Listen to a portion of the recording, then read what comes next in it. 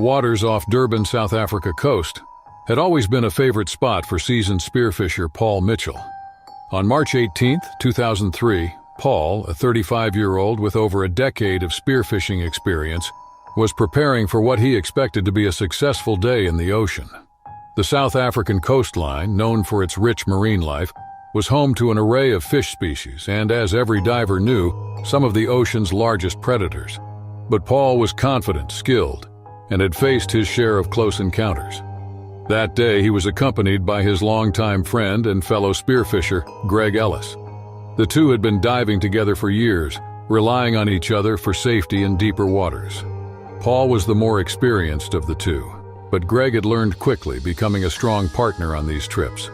Their plan for the day was simple: dive deep, target larger fish, and return with a solid catch before the afternoon heat kicked in.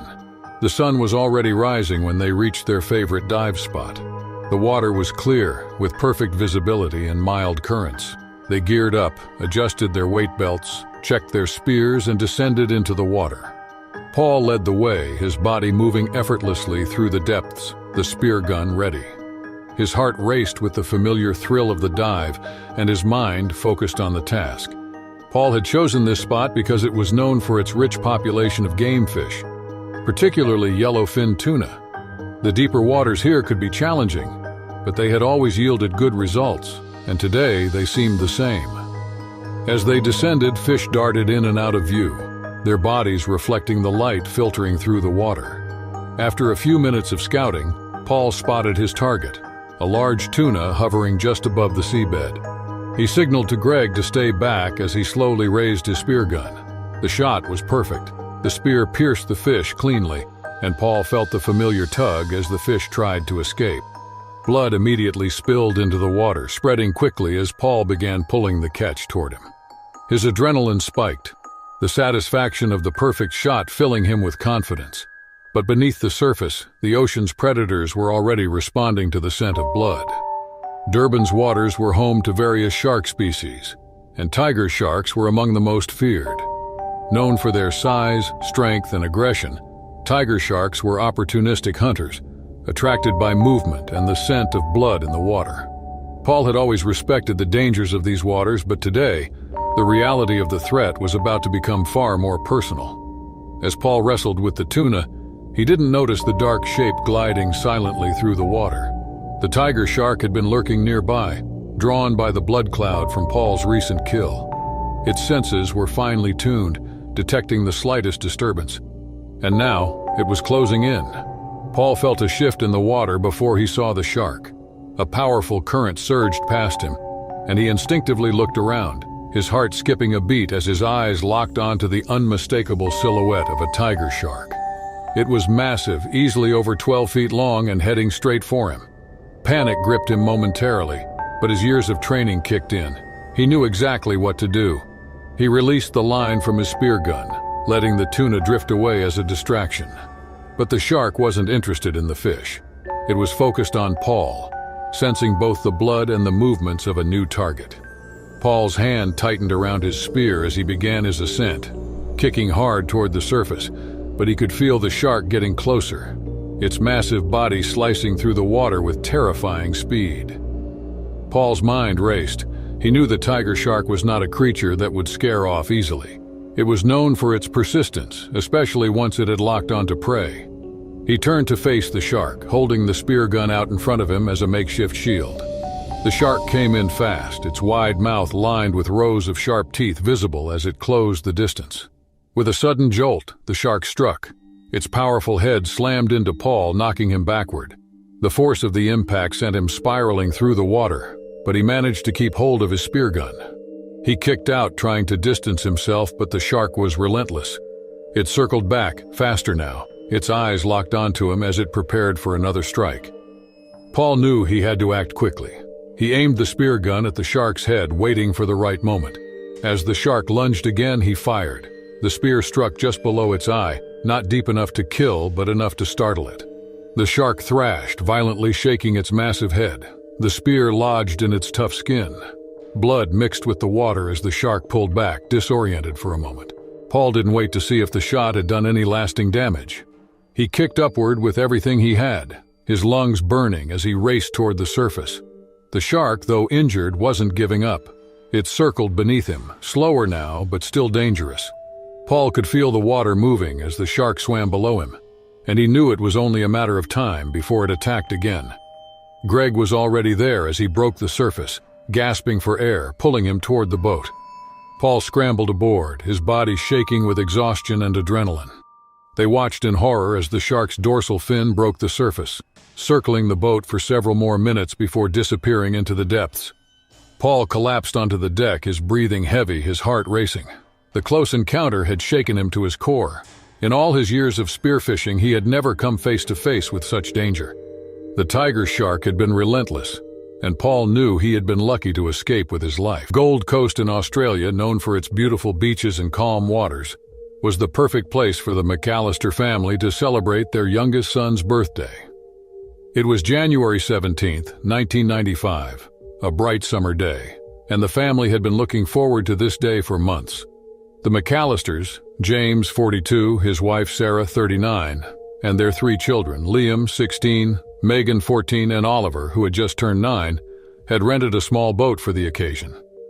They planned to spend the day on the water, swimming, fishing, and relaxing. They had done this before, and the waters of the Gold Coast had always been a source of happiness and tranquility. The boat was small but perfect for a family outing. It had a small cabin and plenty of space to store their fishing gear and picnic supplies. The day had been filled with laughter as they sailed a few miles offshore, still within sight of the coast. Oliver, excited for his birthday, had caught his first fish, and the family had spent hours enjoying the sun and sea breeze. By mid-afternoon, they anchored the boat in a seemingly calm, shallow area to swim quickly before heading back to shore. The waters around Australia, particularly the Gold Coast, were known for great white sharks. These massive predators could reach up to 20 feet in length and were apex hunters, capable of sensing the slightest movement in the water from miles away. While attacks were rare, locals knew the risks, but the McAllisters, like many tourists, weren't overly concerned. The sun was bright, the sea was clear, and the water looked inviting. James had checked the depth and felt confident they were in safe territory. The family gathered on the deck, their voices rising excitedly as they prepared for one last swim before heading home. Liam and Megan were the first to dive into the water, splashing each other and laughing as Oliver waited for his dad to help him into the water. Watching from the boat, Sarah smiled at her children, content in the day's joy. Unbeknownst to them, far below the surface, a great white shark was prowling the waters, drawn by the vibrations of the family's playful splashing. It had been hunting along the coast, and now, sensing potential prey, it moved swiftly, its powerful body cutting through the depths. The shark was massive, nearly 18 feet long, with rows of razor-sharp teeth designed for tearing flesh. It had detected the family from a distance and was now closing in. Without warning, the water around Liam suddenly erupted. One moment he was laughing with his sister. The next he was yanked beneath the surface. A flash of silver and white moved through the water and a scream pierced the air. Megan, just a few feet away, froze in horror as the dark shape of the great white shark became clear.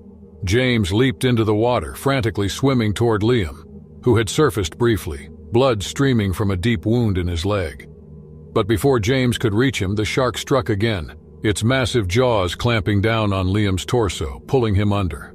The water turned red as the shark thrashed violently, shaking its prey with incredible force. Panic swept over the family. Sarah screamed from the boat, trying to grab Oliver, who had been about to jump into the water, while Megan swam back toward the ship in terror, desperately trying to escape the carnage unfolding around her. But the shark wasn't finished.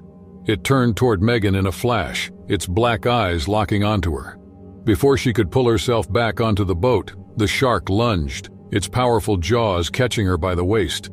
Megan let out a scream, her hand slipping from the boat's edge as the shark dragged her into the depths. The water around her churned violently, and her small body was no match for the predator's strength. Blood filled the water once again as James tried to reach his daughter. But it was too late. Sarah clung to Oliver, who was now sobbing uncontrollably. His birthday joy turned into unimaginable horror.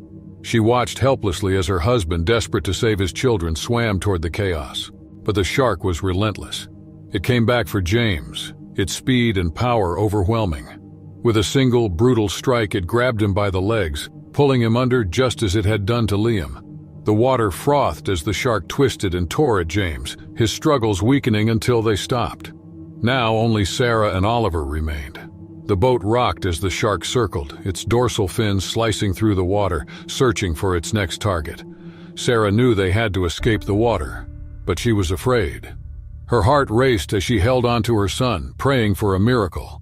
But the shark wasn't done. In one final, devastating attack, the shark rammed the side of the boat, knocking Sarah and Oliver into the water. The force of the impact left them disoriented, and the shark struck before Sarah could regain her bearings. Its jaws closed around her midsection, pulling her down with brutal force. Now floating helplessly nearby, Oliver screamed for his mother, but the shark quickly turned its attention to him. In an instant, it dragged him under, his small body disappearing beneath the bloodied sea. The Coast Guard, alerted by another nearby boat that had witnessed part of the attack, arrived minutes later. But by the time they reached the scene, the water was still. Only bits of debris and a red stain on the water remained as a silent testament to the unfolding carnage. They could do nothing when the Coast Guard pulled up to the wreckage. The shark had vanished, and the McAllisters were gone, devoured by the ocean's most fearsome predator.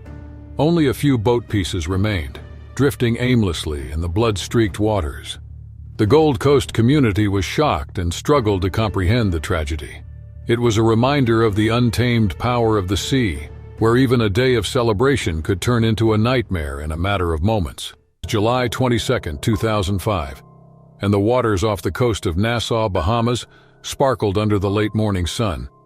A group of eager tourists had signed up for a snorkeling trip, one of the highlights of any visit to the Bahamas, and the day had started perfectly. The tour group, led by 2 local guides, set out from a small marina on a Coral Dream boat bound for a popular snorkeling spot, known for its crystal-clear waters and abundant marine life. Among the tourists was 29-year-old David Carson, who was visiting from the U.S. with his fiancée, Emma Ward, to celebrate their engagement. It was supposed to be a day filled with beautiful memories. David was particularly excited. He had always been fascinated by the ocean, and the Bahamas was the perfect place to see some of its beauty up close. The couple had been looking forward to this trip for months, and everything about the day felt right. The guides had briefed the group on snorkeling safety, instructing them to stay together and avoid wandering too far from the boat. Bull sharks were known to frequent these waters, and while the chances of an attack were low, the guides emphasized the importance of sticking to the group. Bull sharks, notorious for their aggressive nature and ability to thrive in salt and fresh water, were often spotted around the Bahamas. Unlike other sharks, they could be unpredictable and were responsible for more attacks on humans than any other species. Their stocky build, powerful jaws, and strong swimming abilities made them particularly dangerous, especially when provoked or when food was scarce. As the boat anchored near a reef, the group eagerly jumped into the water, their snorkels and fins ready for the adventure. David and Emma were among the first to dive in, marveling at the bright coral and colorful fish that swarmed below. It felt surreal. Everything was peaceful, the ocean calm, and the group spread out around the reef, enjoying the underwater scenery. For the first hour, everything went smoothly. The group stayed relatively close, with the guides watching from the boat.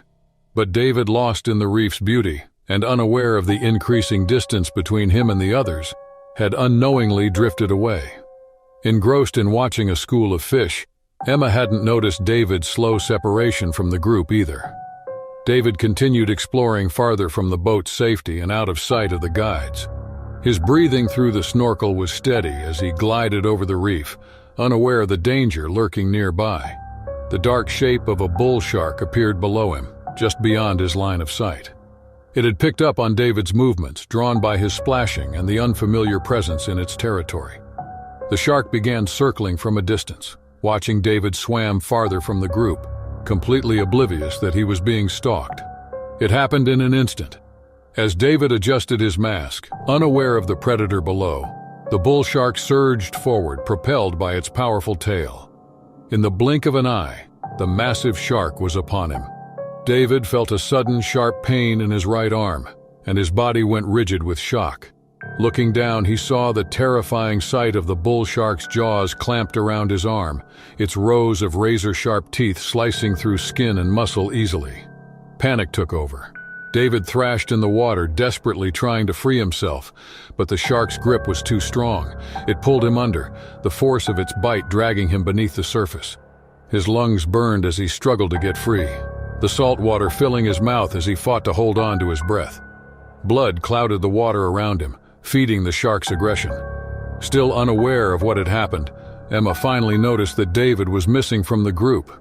She lifted her head out of the water, scanning for him, and saw the thrashing in the distance. Panic seized her as she realized something was wrong.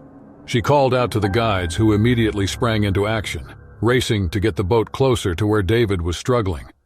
Meanwhile, David was losing strength. The shark had let go of his arm but began circling him again, preparing for another strike. David, desperate and in excruciating pain, kicked out wildly, his mind racing with fear.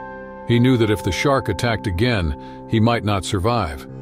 His arm was bleeding heavily, the pain nearly unbearable, but the adrenaline coursing through his body kept him moving. As the shark circled back, David grabbed the only thing he had, his snorkel.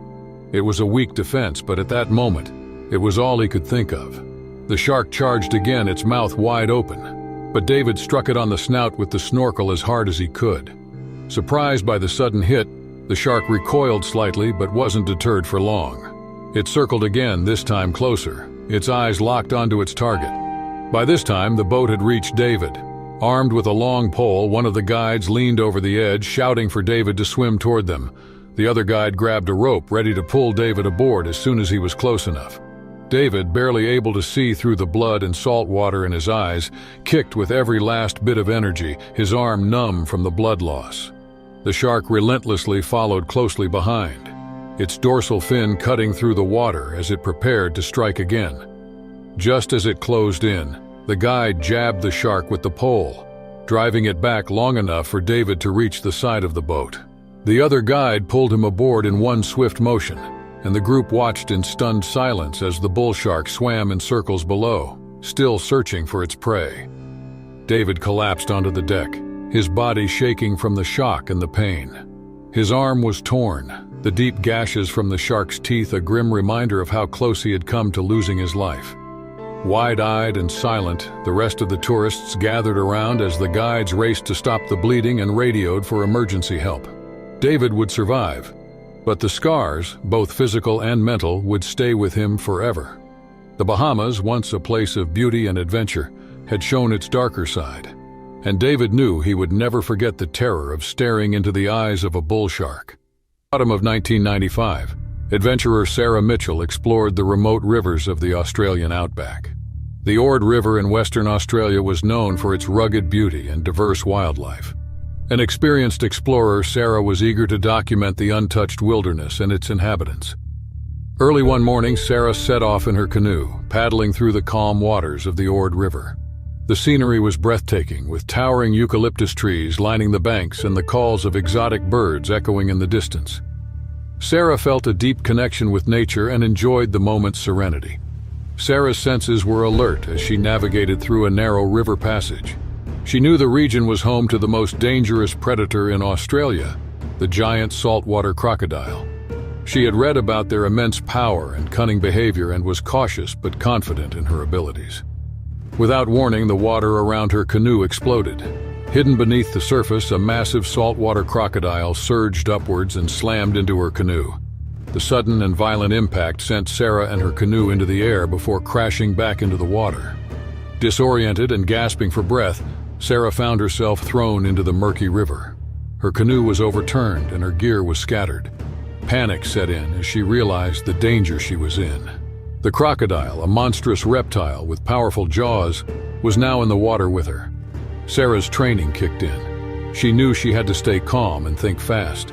She kicked her legs, trying to distance herself from the crocodile. The ancient beast, however, was relentless. It circled her, its cold, calculating eyes fixed on its prey. The water was thick with vegetation, making it hard to see. Sarah scanned her surroundings, looking for anything that could help her. She spotted a fallen tree branch floating nearby. Grabbing it, she used it to keep herself afloat and to fend off the crocodile's attacks. The crocodile lunged at her, its jaws snapping dangerously close. Sarah pushed the branch towards its snout, trying to keep it at bay. The crocodile was mighty, and she could feel the pressure of its bite through the branch. She had to find a way to escape before her strength gave out. Sarah's heart pounded as she struggled to keep the crocodile at bay with the branch. The reptile's eyes remained locked on her, its mighty jaws ready to snap shut. She knew she couldn't hold it off for long. Her muscles ached and the cold water sapped her strength. In a moment of clarity, Sarah remembered a survival tactic she had learned during her training. Crocodiles were fast in short bursts but slower when maneuvering around obstacles. She scanned the riverbank and spotted a cluster of large boulders partially submerged. If she could reach them, she could outmaneuver the crocodile. Summoning her remaining strength, Sarah kicked hard and swam towards the boulders, the branch still in her grasp. The crocodile lunged again, but she pushed its snout away just in time. She felt the rush of water as the beast thrashed behind her, but she kept moving, her eyes fixed on the rocks ahead. Reaching the boulders, Sarah scrambled onto the largest one, pulling herself out of the water. She gasped for breath, her body trembling with exhaustion. The crocodile circled below, frustrated by the barrier. Sarah knew she had a brief time window to plan her next move. She spotted a narrow path along the rocky riverbank that led up to the higher ground. It was her best chance of escaping the crocodile's reach. Carefully, she climbed from boulder to boulder, using her hands and feet to grip the slippery surfaces. The crocodile snapped at her heels, but the rocks slowed it down, giving her a slight advantage. Finally, Sarah reached the top of the riverbank. She collapsed onto the dry ground, her chest heaving.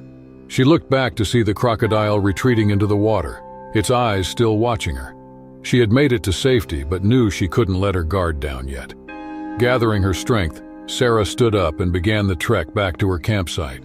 Her clothes were soaked, and she shivered in the cool air. Every step was a reminder of the close call she had just experienced. She moved quickly, determined to distance herself from the river as much as possible. Back at her campsite, Sarah immediately checked her supplies and equipment. She had lost some gear, but she was thankful to be alive.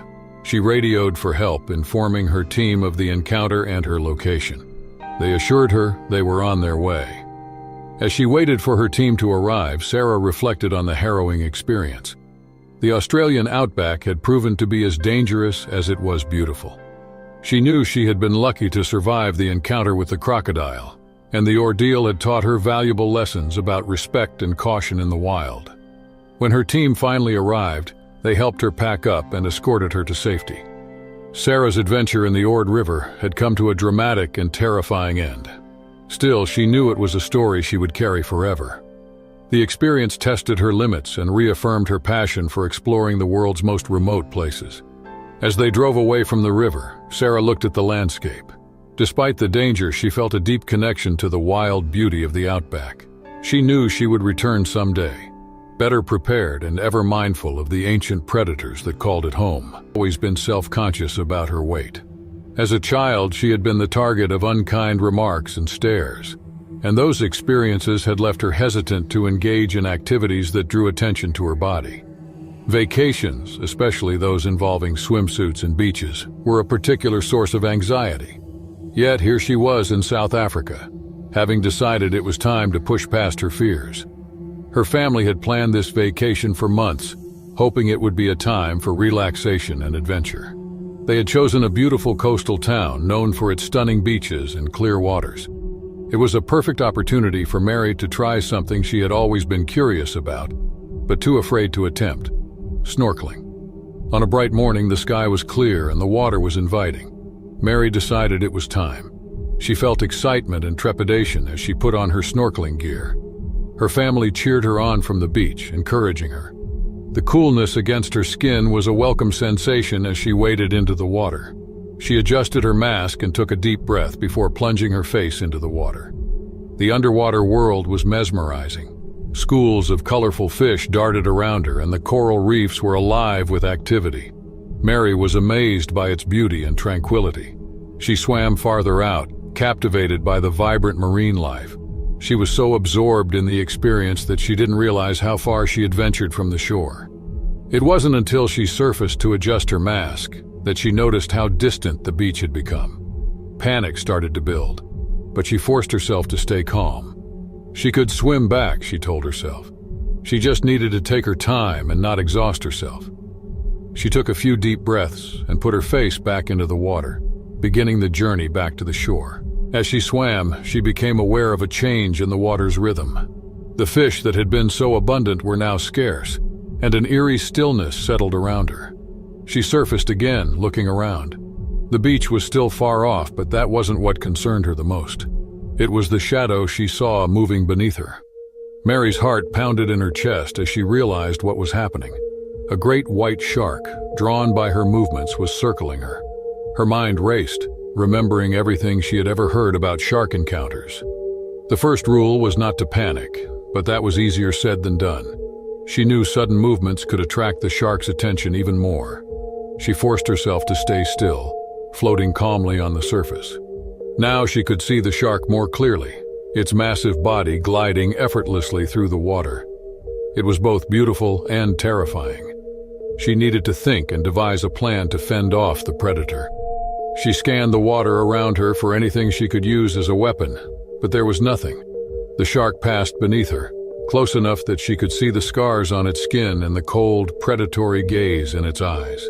She knew she had to act.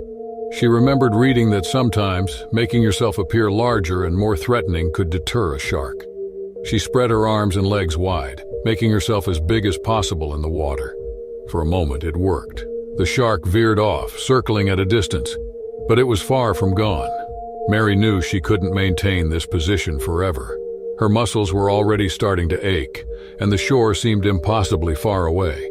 She needed to move, but she needed to do it without drawing the shark back to her. Slowly, she began to swim again, keeping her movements as smooth and steady as possible. She kept an eye on the shark, watching its every move. It was still circling, still interested. Her mind raced with strategies. She remembered that strong, unexpected sensations often deterred sharks. She could scare it off if she could deliver a solid blow to its sensitive snout or gills. She had nothing to use as a weapon, but she did have her fins. They were sturdy and designed to help her swim efficiently. She could use them to kick if the shark got too close. It wasn't much, but it was something. She swam with purpose now, her eyes constantly scanning for any sign of the shark coming closer. Mary's legs were burning from swimming and holding herself, ready to strike. She was exhausted, but she couldn't stop. The beach was getting closer, but she wasn't safe yet. The shark made another pass, closer still. Mary could feel the water churn as it moved past her. She knew this was it. She had to make her stand. As the shark turned for another approach, she readied herself. It came at her and she kicked out with all her strength, aiming for its snout. The impact was jarring, but it worked. The shark recoiled, startled by the unexpected resistance. Mary didn't wait to see if it would come back.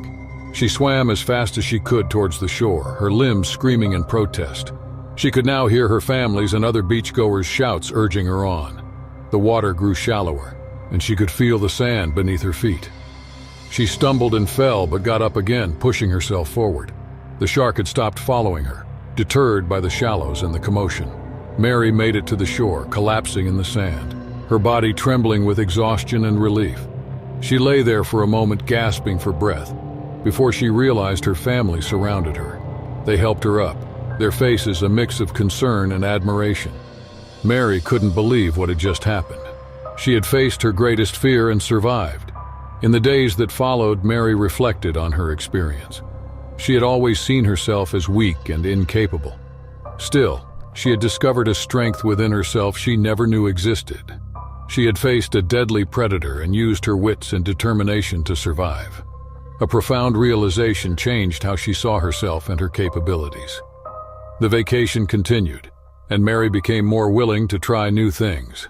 She went on hikes, explored the coastal towns, and even went snorkeling again, this time in safer, guided environments. The fear was still there, but it no longer controlled her. She had faced the worst and come out stronger. The vast expanse of the Arctic spread out in a white wilderness, a landscape so untouched and pristine that it seemed otherworldly. Here, on a remote island encased in ice and snow, Alex, a dedicated documentary filmmaker, had set up his base camp. His mission was to capture the elusive and intimate moments of a colony of seals during mating season. This endeavor promised rare and breathtaking footage. With his camera gear meticulously checked and survival equipment stowed away, Alex embarked on what he hoped would be a career-defining project. The seals were gathered on a vast stretch of frozen shoreline, their slick bodies contrasting sharply against the snow-covered ground. Few humans had ever witnessed this sight firsthand. The seals were busy with ritualistic displays and vocalizations, oblivious to the biting cold and howling winds that swept across the ice. Alex, bundled in layers of thermal gear, carefully navigated the treacherous terrain, his camera capturing the intricate dance of nature. Days passed in a blur of icy winds and breathtaking scenes. Alex became a silent observer, blending into the landscape, his presence barely noted by the seals. The camera's lens allowed him to see the world from a perspective few ever experienced, capturing the raw beauty and harsh realities of life in the Arctic. He documented the nurturing bond between mothers and their pups, the playful antics of younger seals, and the majestic yet brutal battles between males vying for dominance. One frigid morning, as the pale sun barely peeked over the horizon, Alex spotted a massive male seal that seemed to command the attention of the entire colony. This alpha male was an awe-inspiring figure with battle scars etched into his thick hide. Alex knew that getting footage of this dominant seal would be a highlight of his documentary. He approached cautiously, mindful of the animal's territorial nature. Sensing an unfamiliar presence, the alpha male lifted its head and locked eyes with Alex. The filmmaker's heart pounded as he continued to film, inching closer for a better shot. He knew the risks, but was driven by the promise of capturing something extraordinary. Suddenly, the seal bellowed, a deep, resonant sound that echoed across the ice. It was a warning, clear and unmistakable. Before Alex could react, the massive seal charged, its bulk moving slowly across the frozen ground. Alex's instinct for self-preservation kicked in. He swung his camera, hoping to deter the animal. The seal's attack was relentless, and the camera equipment offered little protection. Alex stumbled, falling hard onto the ice. Pain shot through his leg where the seal's powerful jaws had clamped down, tearing through his thick clothing. Desperation surged through him as he used his tripod to fend off the aggressive seal, each movement a struggle against the searing pain and rising panic. He knew he had to get away, to put distance between himself and the enraged animal. With great effort, he scrambled to his feet, using the tripod to keep the seal at bay as he backed away slowly. The alpha male eventually relented, returning to its territory, but the damage was done. Alex's leg throbbed with pain, the cold seeping into his bones through the torn fabric. The journey back to camp was an agonizing test of endurance and willpower. The extreme cold gnawed at him, sapping his strength and clarity. Though designed for the harsh conditions, his survival gear offered little solace against the pain radiating from his leg. Each step was a battle, his breath forming vapor clouds in the frigid air. Navigating the icy landscape was treacherous. The once familiar terrain seemed like a labyrinth, and each snowdrift and ice formation was a potential hazard. Alex relied on his survival skills, honed over years of filming in extreme environments. The sky darkened, the brief Arctic day giving way to a long, frigid night. Alex knew that stopping was not an option. If he paused, the cold would claim him. He pressed on, his mind focused on reaching his camp. Finally, after what felt like an eternity, Alex spotted the outline of his base camp. Relief flooded through him, giving him a final burst of energy. He staggered into the camp, collapsing near his tent. With trembling hands, he unpacked his first aid kit and began treating his wounds. The bite marks were deep, and infection was a real risk in the harsh conditions. He cleaned the wounds as best he could, applying antiseptic and bandages. The pain was relentless, but Alex knew he couldn't afford to rest. He needed to secure the camp against the cold and ensure he had enough supplies to last until help could arrive. He activated his emergency beacon, a signal that would alert the nearest rescue station to his predicament. The next few days were a blur of pain and cold. Alex rationed his food and water, careful not to overexert himself. As he waited, Alex reflected on the events that had brought him to this point. The attack had been a harsh reminder of the raw power of nature, of the thin line between observer and participant in the wild. He had always known the risks, but experiencing them firsthand was a sobering lesson. Yet despite the pain and fear, he deeply respected the alpha male seal. It had been defending its territory, following instincts honed over millennia of survival in one of the harshest environments on Earth. As Alex's strength waned and hope began to dim on the fifth day, he heard the distant hum of an approaching aircraft. The sound grew louder, cutting through the wind. He staggered out of his tent, waving a brightly colored fabric to signal his location. The rescue team descended their presence, a beacon of hope in the frozen wasteland. They quickly assessed his condition, their faces a mix of concern and determination. Alex was lifted into the helicopter, the cabin's warmth starkly contrasted with the biting cold outside. He looked over the vast Arctic landscape as they flew towards the nearest medical facility. The experience had been harrowing, but he had survived. His footage would tell the story of the SEALs, their fierce beauty, and the challenges they faced in a changing world. The sun rose over the vast expanse of the Pacific Ocean, casting a golden glow across the waves. A marine research vessel bobbed gently on the water, anchored off the coast of Australia. On board, a team of marine biologists prepared for another day of studying the vibrant coral reefs below. Among them was Rachel, an experienced diver and researcher with a deep love for the ocean and its myriad inhabitants. The team had been in the area for several weeks, documenting the health of the coral reefs and the diverse marine life that called it home.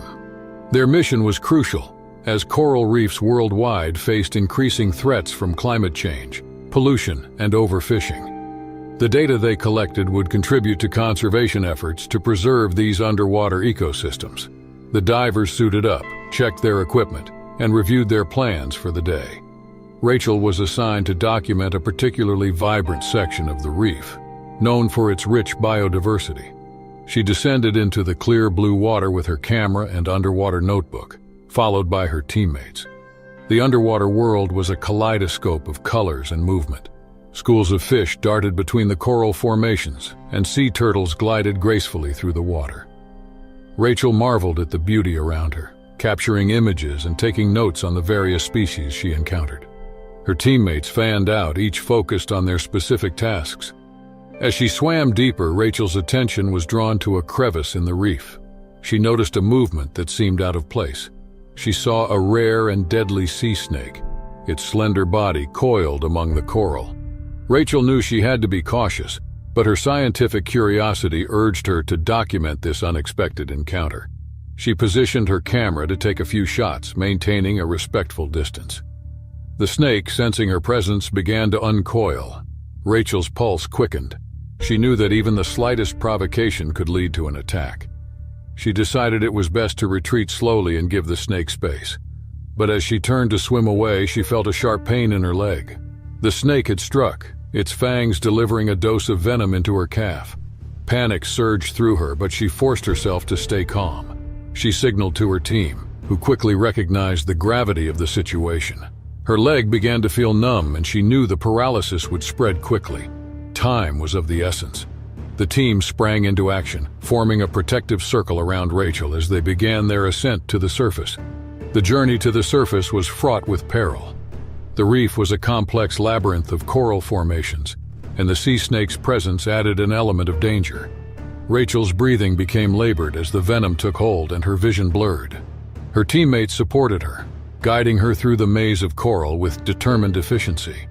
As they ascended, the team remained vigilant for other sea snakes. The disturbance in the water could attract more of them, and they couldn't afford another bite. Their progress was steady but slow, the weight of urgency pressing on them. Rachel's condition deteriorated with each passing minute, her movements growing weaker. Breaking the surface, the team carefully lifted Rachel onto the deck of the research vessel. The crew had already prepared the anti-venom and medical supplies, anticipating their urgent need. Rachel was laid on a stretcher, and the ship's medic quickly administered the anti-venom, praying it hadn't arrived too late. The venom's effects were swift and severe, and Rachel's body convulsed as the anti-venom began to work. The team watched anxiously, hoping for signs of improvement. They knew the next few minutes were critical. Rachel's breathing was shallow, and her pulse was weak. Still, the anti-venom started to take effect, slowly counteracting the toxins coursing through her system. With the immediate danger addressed, the team focused on monitoring Rachel's condition. They knew that recovery would take time, and that she needed to be evacuated to a medical facility for further treatment. The captain radioed for emergency assistance, and arrangements were made for a helicopter to airlift Rachel to the nearest hospital. The sound of the helicopter's rotors grew louder as it approached the vessel, and she was transported into the plane. The medic continued to monitor her vital signs, ensuring she remained stable during the flight. The team returned to their research with Rachel on her way to the hospital. The incident had shaken them, but they knew their work was far from over. Their data was vital to understanding and protecting the fragile coral reefs. They resumed their tasks with renewed focus, aware that their efforts contributed to a more significant cause. The following days were tense as they awaited news of Rachel's condition. Updates from the hospital indicated that she was stable and responding well to treatment. The venom had caused significant damage, but the prompt administration of the anti-venom had saved her life. She faced a long recovery, but it was a positive one. The Australian coastal city of Cairns provided the base of operations for a large-scale scientific project in the spring of 1993.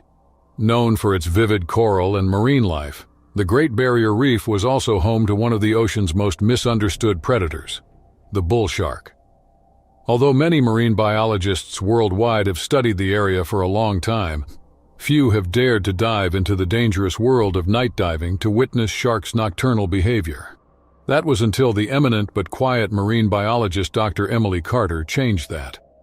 Dr. Carter, a Marine Science Institute researcher, had always been fascinated by the enigmatic nighttime antics of sharks, especially the bull shark, which was notorious for its erratic behavior. Her studies concentrated on the behavior of these sharks after dusk, when there were usually fewer people in the water.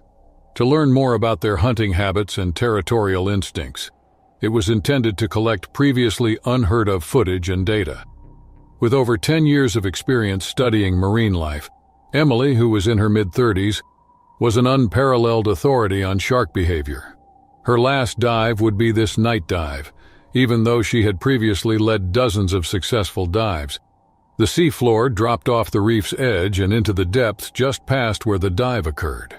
It was known for its shark population and beauty, with bioluminescent plankton lighting up the water like stars in the night sky. The group had made considerable preparations, arming themselves with emergency supplies, reinforced wetsuits, and cutting-edge underwater cameras. A surface crew and a small research vessel called the Marlin was always on call to step in if something went wrong, and every dive was carefully planned. Two other divers accompanied Carter.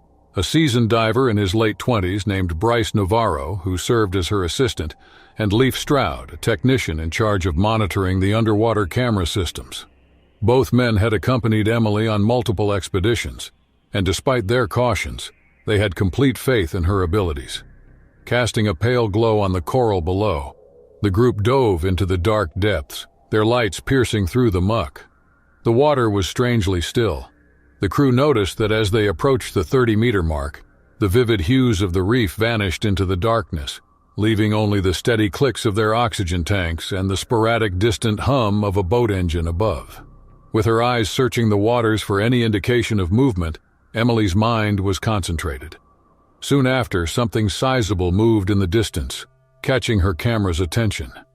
The shark was a bull, enormously large. The shark's eyes reflected the lights from their cameras as it moved through the water easily, its blunt snout and stocky build. Emily's heart raced with excitement instead of fear. She had been hoping for a close-up photo shoot of a nocturnal predator and now had it. She signaled her team to let them know the shark was nearby. She took her time getting closer.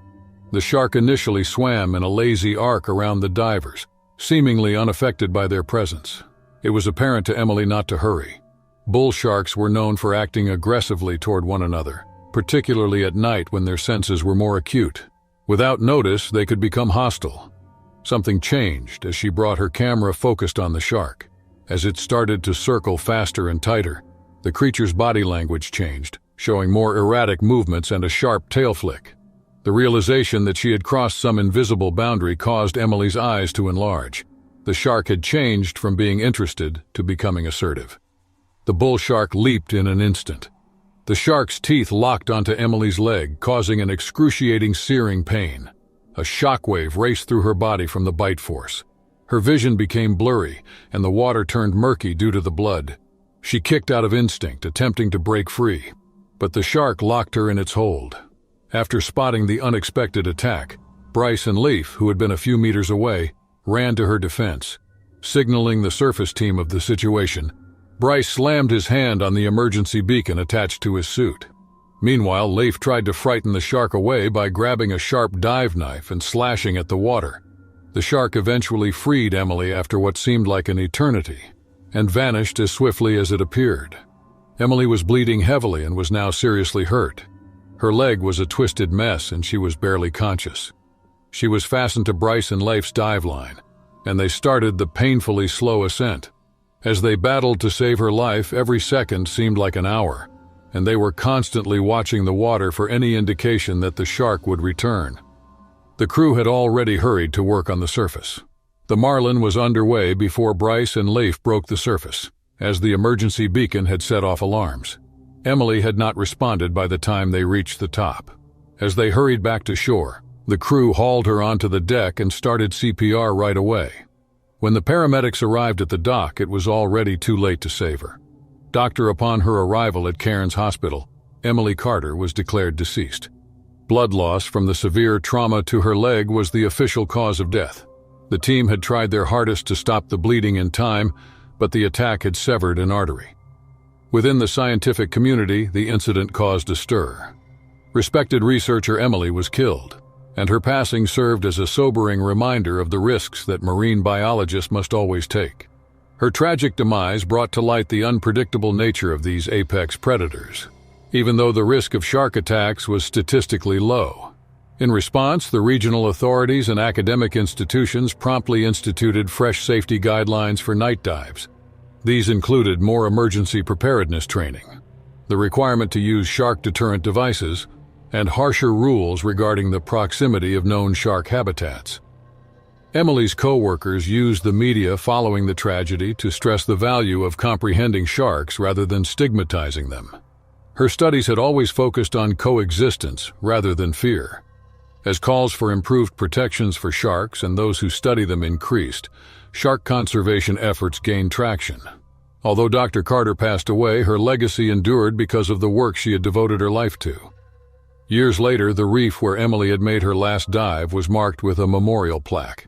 It honored Dr. Emily Carter, who sacrificed everything to gain knowledge in her quest to unravel the mysteries of the deep.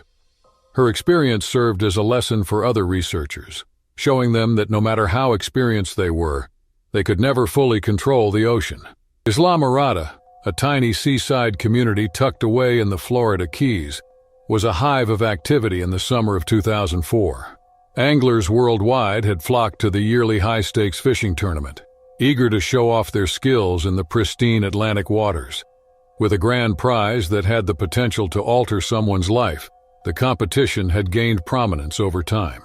As participants readied themselves to venture into the shark-populated waters, boats lined the marina, each outfitted with cutting-edge fishing equipment. Islamorada was once called the sport fishing capital of the world because of the abundance of marine life in its waters. The town's ecology has begun to shift in recent years, though. Overfishing and rising ocean temperatures caused by climate change have upset the delicate balance of the marine environment. Residents began to report seeing more sharks, especially the more aggressive species like bull and tiger sharks, and the large predators that had previously stayed farther offshore started moving closer to shore. However, these reports had caused little concern, and the competition continued for decades. On the first day of the competition, excitement was in the air as the sun rose. Tom Reynolds was one of the competitors. Tom, an experienced angler from the Midwest, traveled to Florida hoping to catch the fish to win the tournament. Since he had participated in previous competitions, Tom was no stranger to the ocean. However, there was an extra element of risk this time because, although most anglers would rather deny it, the growing number of sharks made them wary. Throughout the first part of the day, nothing went wrong. As anglers were hauling in trophy fish, The leaderboard began to take shape. Although Tom had already caught several impressive fish on his boat, the marlins chase. They needed to be bigger to take first place. He steered his boat farther away from the crowded fishing spots and into deeper waters in an attempt to take the lead, a move that would soon prove disastrous. Almost instantly after tossing his line into the deep blue, Tom felt a strong tug. His rod buckled from the sheer force of what was a huge catch. Tom skillfully worked to exhaust the creature at the other end of the line for the next few minutes by wrestling with it.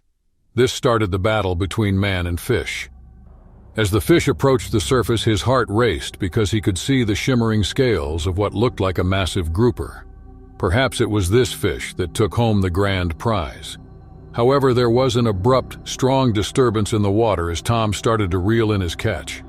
A large dorsal fin broke the surface, and in an instant, a massive tiger shark appeared. It circled the boat with alarming speed and aggression, drawn by the struggling fish on Tom's line. The shark's aggressive behavior was frightening compared to its usual behavior. Before Tom could react, the shark sprang at the catch, driving its razor-sharp teeth into the fish and causing it to flail wildly. Tom struggled to keep his balance as the boat shook due to the shark's powerful attack. He released the line, hoping the shark would become disinterested, but it didn't. Rather than attacking the boat directly, the predator ambushed it from below. Panic struck as the impact sent Tom sprawling onto the deck. The shark's unrelenting attack was unmatched by anything Tom had ever witnessed. It circled once more, but this time it shot partially out of the water and struck the boat side with incredible force. Tom reached for the radio to call for help, but the shark struck again before he could contact the competition's headquarters. This time the boat was violently shaken as its strong jaws clamped down on the side. Water started to seep into the boat's hull as one of the stabilizers cracked from the pressure. Tom realized he was in big trouble, and after witnessing the attack, a few other competitors in adjacent boats promptly radioed for help. Rescue boats were sent out, and the competition was stopped immediately. But by the time assistance came, the harm had already been done. Tom's ship slowly started sinking because it was absorbing too much water. The rescue crew saved Tom, but the shark circled the wreckage as though defending its domain. The terrifying event had a ripple effect throughout the competition. The tiger shark's aggressiveness alarmed many fishermen, and rumors of more shark sightings started. While some participants had seen sharks acting strangely near the coast, none had experienced anything as violent as Tom's. Almost immediately after the incident, an investigation was started. Environmental specialists and marine biologists were consulted to evaluate the circumstances. The overfishing in the area reduced the shark's natural food sources, drawing them nearer to human activities. Their findings revealed a troubling trend. Further changing shark migratory patterns have brought them closer to fishermen due to rising sea temperatures. These elements working together had produced an ideal storm of hostility. The Fish and Wildlife Conservation authorities strengthened the area's fishing laws following the attack. More shark population monitoring was done, and new regulations restricted offshore anglers' travel limits during contests. The town of Islamorada also launched initiatives to inform tourists and fishermen about shark behavior and ways to avoid risky encounters. The event permanently scarred Tom Reynolds. Despite surviving the attack, he decided to give up competitive fishing. The excitement of the activity was now overshadowed by the memory of looking into the eyes of a predator that almost killed him. However, his tale warned others, showing them that nature could retaliate violently when pushed to the brink. In 2006, Makapu'u, one of the most well-liked but dangerous beaches on the Hawaiian island of Oahu, was bathed in a sun that set over its immaculate sands. Makapu'u attracted surfers worldwide who were keen to test its formidable waves because of its reputation for having strong rip currents. However, the waters supported species, and few people dared to consider them below the surface. Although reef sharks are a normal part of the ecosystem, their presence has increased sightings in recent years, which has alarmed lifeguards and beachgoers alike. Over his 10 years as a lifeguard, Jake Thompson logged many hours patrolling the shores of Makapu'u. Jake was well known in the neighborhood for his steadfast commitment to beach safety. He was tall, athletic, and composed under all circumstances. His vigilant nature saved numerous lives, earning him the respect of surfers and fellow lifeguards. Jake was an experienced sailor, but he had never encountered anything like what would happen that fateful afternoon. When the sun was at its highest and the beach was most crowded at noon, Jake saw a surfer struggling far out in the water. Jake observed the telltale signs of someone caught in a rip current from the tower as the surfer board bobbled heavily in the rolling waves. He scrambled into the water, slicing through the surf with practiced efficiency, and grabbed his rescue board without hesitation. Jake could see the fear in Max Harrington's eyes as he paddled closer to the troubled surfer. Max is a young man in his early 20s. Max had been dragged far from the coast's safety, and trying to swim back had only made him feel more exhausted. Before things got worse, Jake realized he had to take swift action. There was a giant reef shark nearby, but Jake and Max did not realize it at the time because of the disturbance in the water. 6 feet long, the shark had been hunting fish in the deeper waters just past the break. However, the shark's interest had been aroused by Max's frantic attempts to escape the current, as evidenced by his splashing. It began to circle, moving closer and closer to the two figures in the water. As Jake reached Max, he gave him clear instructions on how to stay calm and hold on to the rescue board. However, Jake noticed a shadow moving quickly beneath the surface, and he started to pull them both toward the shore. His heart raced as the shark's silhouette came into full view, its sleek body cutting through the water like a torpedo. Jake put himself between Max and the shark without thinking twice. Though nothing had completely prepared him for this particular situation, his training had taught him how to handle encounters with marine life. Though he was aware that sharks seldom attack people on purpose, given how unpredictable the scenario was, there wasn't much margin for error. During the shark's initial pass, Jake could observe its icy dark eyes as it swam near them. Feeling a rush of adrenaline, he used his rescue board to form a barrier and pushed the board in the direction of the shark, hoping to scare it away. Even after the shark turned away, it remained. Jake sensed the tension in the water, the spontaneous energy of a predator evaluating its target. The shark circled for several drawn-out minutes. Jake used all his strength to hold onto the rescue board and keep his body between Max and the shark while making eye contact. Though remaining motionless was also out of the question, he knew that abrupt movements might incite an attack. It was a risky dance that could go wrong at any time. The shark abruptly changed its direction. With terrifying speed, it lunged toward Jake, its jaws snapping open. Jake instinctively shoved the board forward, but the shark's powerful body slammed into him, its sharp teeth grazing his right leg. Pain shot through Jake's body as he felt the sting of the bite, but he didn't let go of the board. Jake thought this was it for a split second as the blood mixed with the salt water. It was terrifying. However, the shark retreated, possibly frightened by the opposition. It made a turbulence-filled wake as it swam off into the deeper waters. Although the threat had subsided, Jake still faced difficulties. He was starting to lose strength and his leg was bleeding profusely. After realizing the situation's seriousness, Max grasped the board and did his best to assist Jake. Jake led the two of them back toward the shore, where other lifeguards had already noticed the disturbance with sheer determination. They dove into the water, saving Jake and Max. Although Jake's leg was promptly bandaged, it was evident that he had suffered a significant injury. Jake was quickly taken to the closest hospital by ambulance after one arrived. Jake's brave deeds caused word of them to travel fast around the island. Though wounded, he had prevented a potentially fatal shark attack and preserved Max's life. His courage was a focal point for the neighborhood, igniting discussions about beach safety and the need for more effective shark monitoring programs. With marine biologists, local authorities started implementing new safety measures, such as increased monitoring of shark activity and educational initiatives to encourage coexistence between people and sharks. Although Jake Thompson took a while to heal, the scars on his leg were a constant reminder of the day he survived a shark attack. His deeds prevented a fatality and altered public opinion regarding the precarious equilibrium between marine preservation and ocean recreation. The episode represented resiliency for all those who lived near the Makapuu waters, not just for Jake. It was a warm, quiet morning on August 12, 2001 in Boca Palms. a small coastal town in Florida. The beaches were mostly empty at this hour, with the sun just beginning to rise. For Eric Taylor, a 33-year-old local, this was his favorite time to swim. The water was calm, the air cool, and he enjoyed the peaceful solitude before the beach filled with people.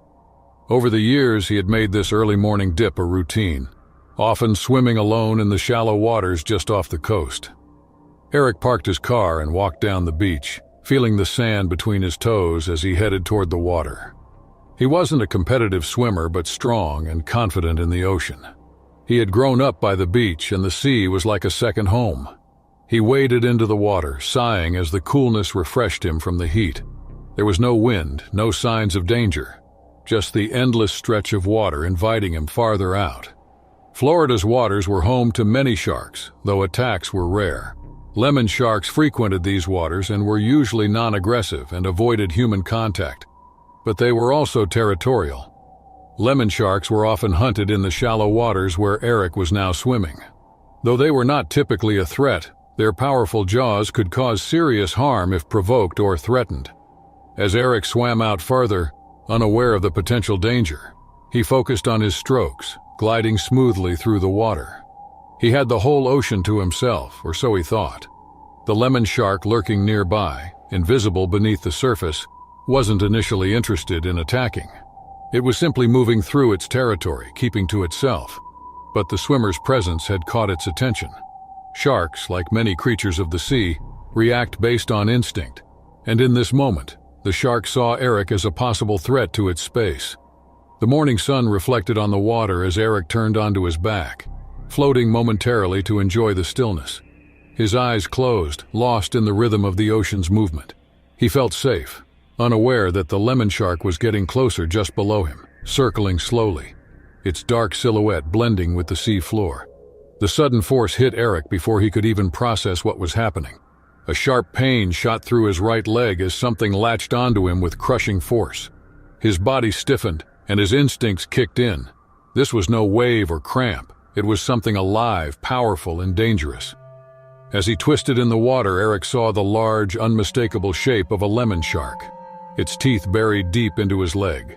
The pain was unbearable, a burning sensation as the shark's jaws tightened. Eric's scream through the ocean's vastness swallowed the sound. He flailed in the water, trying to break free, but the shark wasn't letting go. Its grip was firm, dragging him under as it thrashed, its powerful body moving with terrifying speed. Desperation took over as Eric punched and kicked at the shark with everything he had. His fists slammed into the shark's snout, a spot he knew could be sensitive. And for a brief second, the shark released him. Blood filled the water around him, and Eric's vision blurred as he tried to swim away, his legs searing with pain. But before he could get far, the shark returned, its predatory instincts kicking in as it closed in for another attack. The shark's teeth grazed his thigh this time, slicing through flesh but not clamping down as hard. Eric kicked out again, his foot connecting with the shark's side, pushing it away just enough to give him a chance to escape. His arms and legs moved frantically, pulling him toward the shore, the taste of salt water and blood heavy in his mouth. He could see the beach now, but it seemed impossibly far as the panic and pain coursed through his body. On the beach, a few early risers had noticed the commotion. A woman walking her dog had seen the splashing and the unusual movements in the water. Realizing something was wrong, she began shouting for help. Another man, a jogger, sprinted toward the water, knowing that whoever was out there didn't have much time. Eric's strength was fading fast. His leg felt on fire, and every stroke was a battle to keep himself afloat. He glanced back, fearing the shark would come for him again, but for now, it had disappeared into the depths. He didn't know if it would return, but he had no time to think about it. His only focus was on reaching the shore. When Eric finally felt the sand beneath his hands, he collapsed onto the beach, gasping for air. His leg was mangled, blood pouring from the deep gashes where the shark had bitten him. The jogger and the woman rushed to his side, frantically calling for an ambulance. Eric's body trembled as the shock began to set in, his mind racing as he replayed the attack in his head, trying to make sense of it. As the beach filled with onlookers, many stood in stunned silence, staring at the blood-streaked water where the shark had attacked. They couldn't believe what had just happened. For Eric, the physical pain was overwhelming, but the mental scars would last far longer. The ocean, once a place of peace for him, had become a nightmare in seconds. Eric survived the attack, but his leg would never fully heal, the bite leaving deep scars both on his skin and in his memory. He would later tell the story of that day, describing the terror he felt as the shark dragged him under and his helplessness in the face of such a powerful predator. The waters of Boca Palms remained beautiful, but for Eric, they always reminded him of how quickly nature could turn on you. He never swam alone again. Started like any other for Simon Garrett, a professional diver with years of experience exploring the Great Barrier Reef. It was April 14, 2007, and Simon was alone, investigating a remote section of the reef known for its deep caves and narrow passages. The Great Barrier Reef, located off the northeastern coast of Australia, was one of the most breathtaking places Simon had ever dived. He had spent hours navigating its coral gardens and underwater tunnels, fascinated by the marine life that thrived there. On this particular day, Simon had chosen a new spot that he hadn't explored before. It was deeper, more isolated, and less frequented by tourists. The water was calm, and conditions were perfect for a long, quiet dive. Simon checked his gear, adjusted his mask, and descended into the blue. The familiar sensation of weightlessness took over as he swam downward. His air tank was full, and his dive computer showed plenty of time for exploration. He had always felt at peace in the water. The reef was like a second home to him, and Simon was confident in his abilities. His goal for the day was to explore a cave system hidden beneath layers of coral, rumored to be full of beautiful, untouched marine life. He ventured deeper, his flashlight cutting through the shadows as he entered the first tunnel. The coral walls shimmered, and schools of fish darted around him, making the cave come alive with movement. As Simon moved through the narrow passages, he took in the beauty of the place, losing track of time. Everything felt routine until he noticed something in the distance. A dark shape moved in the shadows ahead, just on the edge of his flashlight's beam. At first, Simon thought it might be a large fish or a stingray, but as he swam closer, he realized what it was. A reef shark resting in the narrow space, hidden among the coral. Reef sharks were common in the Great Barrier Reef. Unlike the more aggressive bull or tiger sharks, reef sharks were usually shy, often keeping their distance from divers. But they were also territorial, especially when disturbed in confined spaces like the cave Simon was now swimming through. Simon froze, his heart racing as the shark stirred, its sleek body shifting slightly in the tight space. The shark had been unaware of Simon's presence until now, but the disturbance was enough to set it on edge. The shark's movements became quicker, more erratic, and Simon knew he had to tread carefully. In the narrow confines of the cave, there was little room for error, and the shark now blocked the only exit. Simon's mind raced as he tried to stay calm. He knew sudden movements could provoke the shark. There was no way to swim around it in such a tight space. The shark turned slowly, its dark eyes fixed on Simon. It was a large one, at least 6 feet long, and its powerful body moved with grace, sending a wave of fear through him. Then, without warning, the shark charged. It moved with terrifying speed, its body slicing through the water toward Simon. He barely had time to react, pulling himself back against the cave wall, his heart pounding in his chest. The shark rushed past him so close he could feel the force of its movement. It didn't strike him, but its behavior was clear. It felt threatened, and Simon was trapped in its territory. The shark circled back, slower this time but still agitated. Simon's breathing became shallow as he tried to control his panic. His air supply was ticking down, and he knew he couldn't stay in the cave much longer. He had to find a way out before the shark attacked again. His spear gun, which he always carried for protection, was strapped to his side, but using it in such close quarters could provoke the shark further. Simon decided it was a last resort. The shark circled once more, its body gliding just inches from Simon as it passed. It was watching him, testing him, and Simon knew that any wrong move could trigger another charge. He slowly reached for his spear gun, keeping his movements as controlled as possible. The shark stopped circling, hovering before the exit, blocking his only way out. Simon's breathing became more rapid as the tension mounted. He was running out of options, and the shark wasn't moving. If he didn't act soon, he'd be out of the air with no clear escape. Taking a deep breath, Simon made his move. He pushed off the cave wall with a quick burst of energy, swimming toward the shark, hoping to spook it without forcing a confrontation. The shark reacted instantly, turning toward Simon with lightning speed, but instead of charging again, it darted away, its powerful body disappearing into the deeper water beyond the cave. Simon didn't waste a second. He swam as fast as he could toward the exit, his lungs burning as he kicked hard, pulling himself through the narrow opening. Once free from the cave, Simon ascended quickly, his chest tightening as his air supply dwindled. He broke the surface with a gasp, his body trembling from the adrenaline and the fear of what had just happened. The open water felt like a refuge, and he floated on his back momentarily, catching his breath and trying to process the terrifying encounter. Back on the boat, Simon sat quietly, replaying the event in his mind. He had come face to face with a reef shark in one of the most confined and dangerous situations imaginable, and lived to tell the tale. With all its beauty and wonder, the Great Barrier Reef also showed Simon how quickly things could go wrong. The ocean was a place he loved, but it was clear to him now that it held dangers he would never fully control. It was June 7th, 1996, a day that had started with bright skies and calm seas off the Bahamas coast. It was supposed to be a routine trip for Robert Darnell and his crew. Robert, 46, an experienced sailor, had set out with his brother Daniel and their two friends, Jack Monroe and Steve Callahan, on a week-long sailing adventure. They had planned to explore the remote islands in the Caribbean, taking in the beauty of the ocean.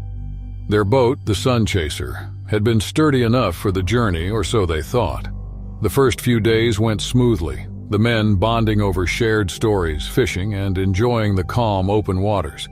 They had been friends for years, often taking trips like this together to escape their daily routines.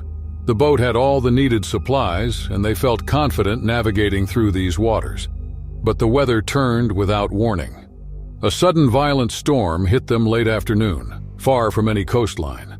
Dark clouds gathered quickly, the wind howled and the waves grew large, brutally crashing against the boat. The crew scrambled to control the sails, but the storm was relentless. The Sun Chaser was tossed around like a toy in the angry sea, and within hours their worst fear came true. The boat capsized. Water poured into the cabin, and the men barely had time to grab a life raft and some emergency supplies before the boat sank beneath the surface. The storm raged on, but they had no choice but to climb into the small inflatable raft and hold on. Their boat was gone, leaving them adrift in the open ocean, and they did not know how long it would be until they were rescued. The sea calmed as the storm finally passed, but they faced a new challenge. They were stranded miles from shore, with no food or water except for a small amount in their emergency kit. The scorching sun beat down on them and dehydration set in quickly. The vastness of the ocean around them was both beautiful and terrifying. No sign of land or any ships could come to their rescue. For the first day, they remained hopeful. They rationed their water, keeping their spirits up as best they could. But as the hours dragged on, the reality of their situation became clear. They were alone, floating in the endless blue, and their chances of survival grew slimmer with each passing moment. Then, on the second day, they noticed the fins. Oceanic white-tip sharks, known for their curiosity and aggressiveness, were common in these waters. Unlike many sharks, which typically avoid humans, the oceanic white-tip was known to be bold, especially when hungry. These sharks were opportunistic predators, and shipwreck survivors had often reported encounters with them. For Robert and his crew, the sight of the fins cutting through the water sent a chill through their already exhausted bodies. At first, the sharks simply circled the raft from a distance, watching the men with dark, unblinking eyes. There were 3 of them, their large bodies gliding effortlessly through the water. The sailors tried to remain calm, knowing that panicking would only worsen things. But as the hours passed, the sharks grew bolder, swimming closer to the raft, their fins cutting through the water rapidly. By the 3rd day, the sharks were no longer just circling. They began bumping the raft, testing its strength, their powerful bodies pushing against the small inflatable craft. Robert and the others could feel the impacts each time a shark made contact, their hearts pounding as they realized how fragile their situation had become. The sharks were hungry, and their patience was wearing thin. The men tried to scare the sharks away by banging on the raft's sides with their makeshift paddles, but the predators were relentless. The smell of the men, weak and sweating under the heat, had drawn them in, and the sharks wouldn't leave without a fight. The crew knew they had to act fast. They fashioned crude weapons out of pieces of metal they had managed to salvage from the boat's wreckage, sharpening the ends as best they could. The first attack came just after noon. One of the sharks, larger than the others, launched at the raft, its powerful jaws clamping down on the side. The men screamed in horror as the shark's teeth tore into the rubber, puncturing the raft and sending water splashing into the boat. Robert grabbed one of their makeshift weapons and stabbed at the shark's head, striking it several times before it let go. Blood filled the water, but it wasn't enough to kill the shark, only to anger it. The shark thrashed wildly in the water, and the other two sharks began circling faster, sensing the chaos. Jack was the next to strike, jabbing at one of the approaching sharks as it came too close, its fin brushing against the side of the raft. The men were exhausted, their arms heavy, but adrenaline kept them going. They fought with everything they had, knowing one more breach could sink them, but the sharks were relentless. As the sun began to set, the men knew they couldn't keep this up much longer. Their raft was slowly taking on water, and the sharks showed no signs of retreating. Desperation set in as they realized that night was falling, and their chances of survival would be even lower in the dark. Suddenly, one of the sharks lunged again, aiming for Steve, who had been leaning too far over the raft's edge. The shark's massive jaws clamped down on his leg, terrifyingly pulling him into the water. Steve screamed, thrashing in the water as the shark tore into him, his blood mixing with the ocean as the other sharks moved in for the kill. Robert and Daniel tried to pull him back into the raft, but it was too late. The sharks were too fast, too strong. Steve's body disappeared beneath the surface, and the water around them turned red. The remaining three men watched in horror, their minds barely able to process what had just happened. The sharks continued to circle, but now the men knew they were next. The ocean had become a battleground, and they were losing. They fought off the sharks as best they could, but exhaustion and fear had taken their toll. With night approaching, they knew they wouldn't last much longer. When the Coast Guard finally found them, the raft was barely afloat. Robert, Daniel, and Jack were pulled from the water, weak and delirious, their bodies covered in wounds from the sharks' relentless attacks. Steve was never found. The ocean had claimed him, and the sharks had left only a bloody memory behind. The sailors would live to tell their story, but the scars, both physical and emotional, would remain with them forever. The ocean, once their playground, had turned into a nightmare, and the sight of a fin cutting through the water would haunt them for the rest of their lives. In the summer of 1998, the Florida Keys buzzed with excitement as fishermen worldwide gathered for the annual deep-sea fishing competition. Among them was Jack Larson, a seasoned fisherman with years of experience.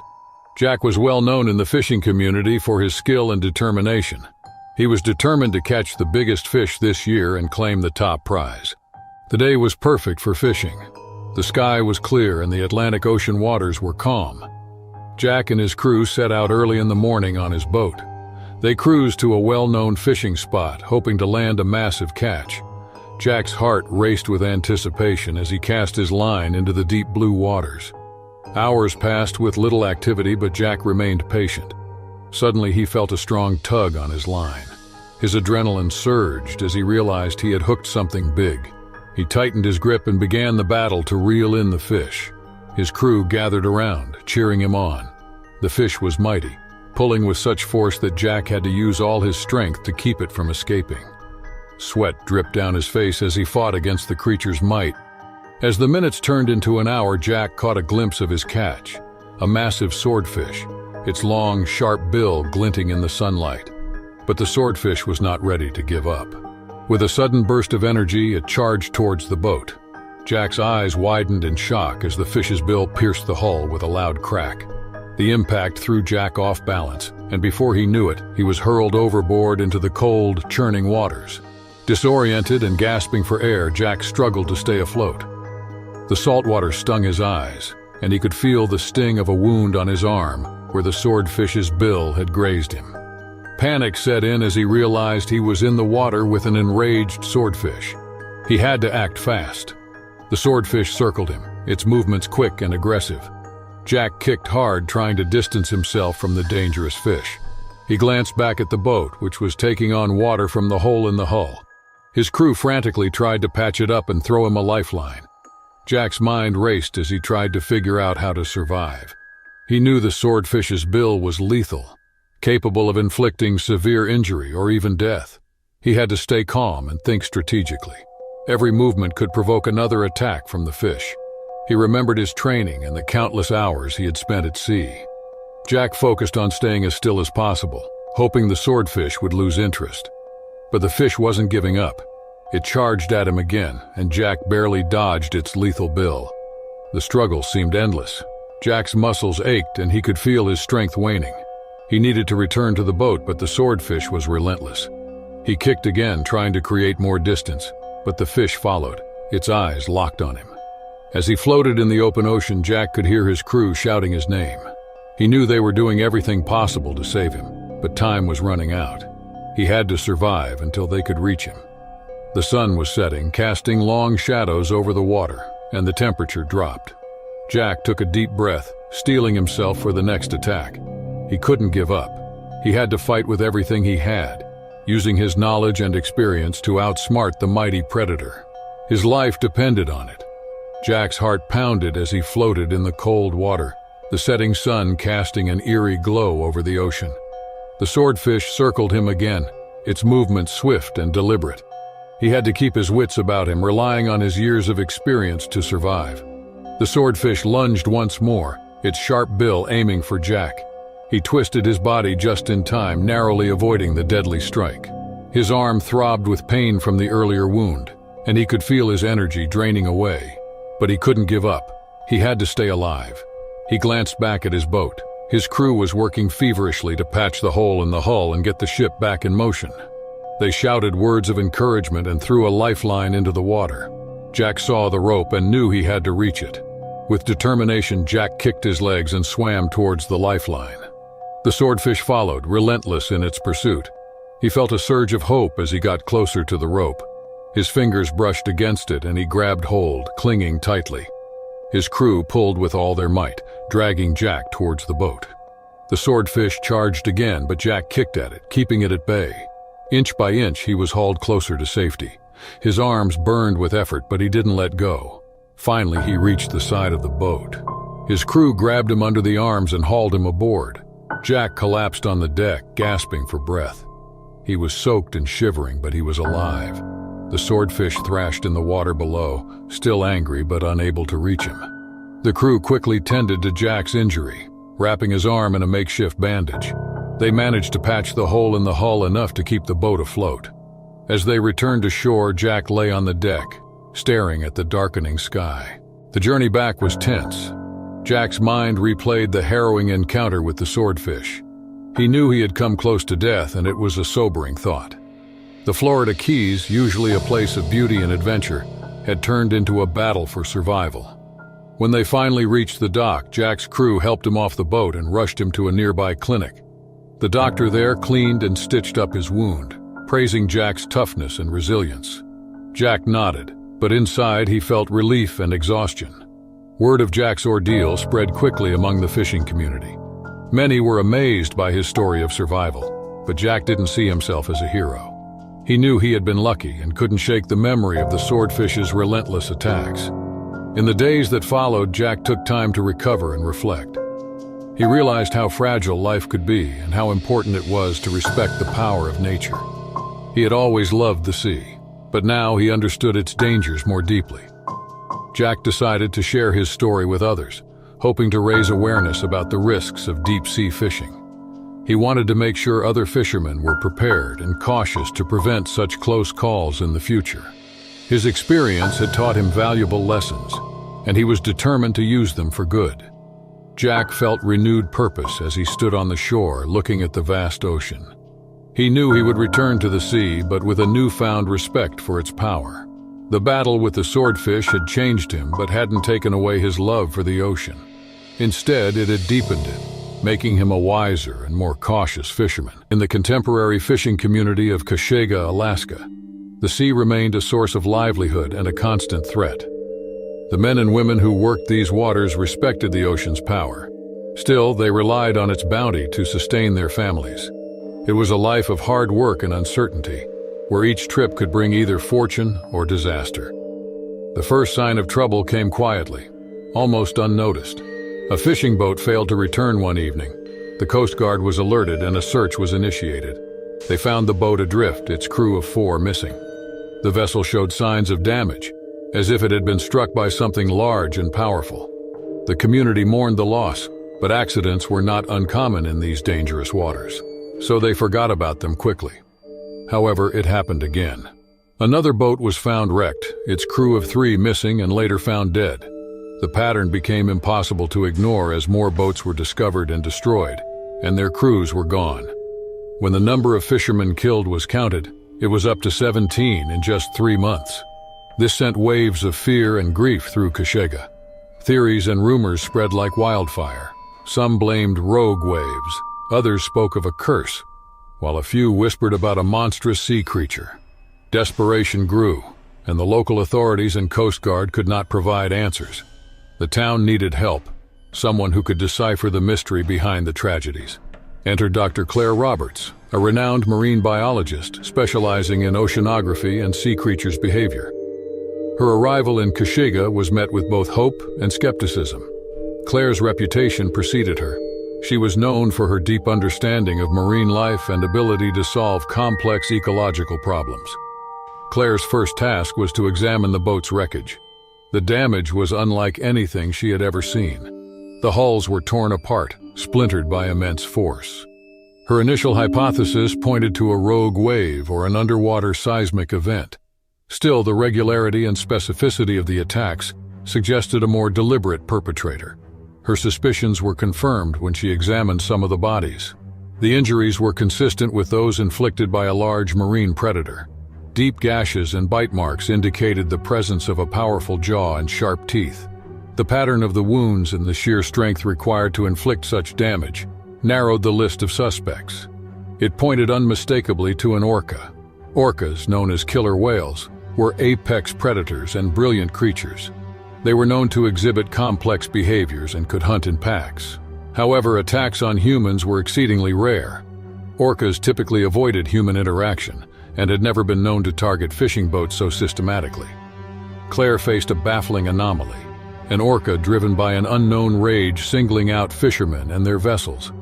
Claire set out to gather more data.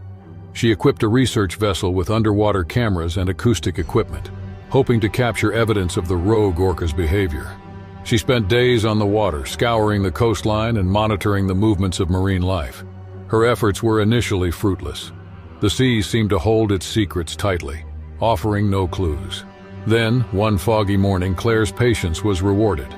The cameras picked up movement beneath the surface, a large shadow gliding silently through the depths. The footage was grainy but unmistakably showed an orca, its black and white markings distinctive even in the murky water. Claire's heart raced as she reviewed the footage. This was no ordinary orca. Its behavior was erratic and aggressive. It circled the research vessel, ramming it with alarming force before disappearing into the gloom. Claire analyzed the acoustic data, searching for anomalies in the orca's vocalizations. She discovered something unexpected. The orca's calls were atypical, filled with distress and agitation. Orcas communicated using a complex language of clicks and whistles, and the vocalizations Claire recorded were unlike anything she had encountered before. They were haunting, a cry of rage and pain that sent chills down her spine. Determined to understand the cause of the orca's behavior, Claire delved into the region's recent history. She discovered that the local fishing industry had significantly changed in the past year. Overfishing had depleted the stocks of salmon and herring, the primary food sources for orcas. In their desperation to maintain their catch, some fishermen resorted to illegal practices, including using explosives to stun the fish, causing immense disruption to the marine ecosystem. Claire hypothesized that the rogue orca's aggression directly responded to these disruptions. The depletion of food sources and the violent methods used by the fishermen had likely traumatized the animals. It was acting out of a primal survival instinct, lashing out at the perceived threat to its existence. With this understanding, Claire knew that stopping the orca would require addressing the root causes of its behavior. She convened a meeting with the fishermen, presenting her findings and urging them to change their practices. The reception was mixed. Some were sympathetic, recognizing their role in the crisis. In contrast, others were skeptical and unwilling to acknowledge the impact of their actions on the marine environment.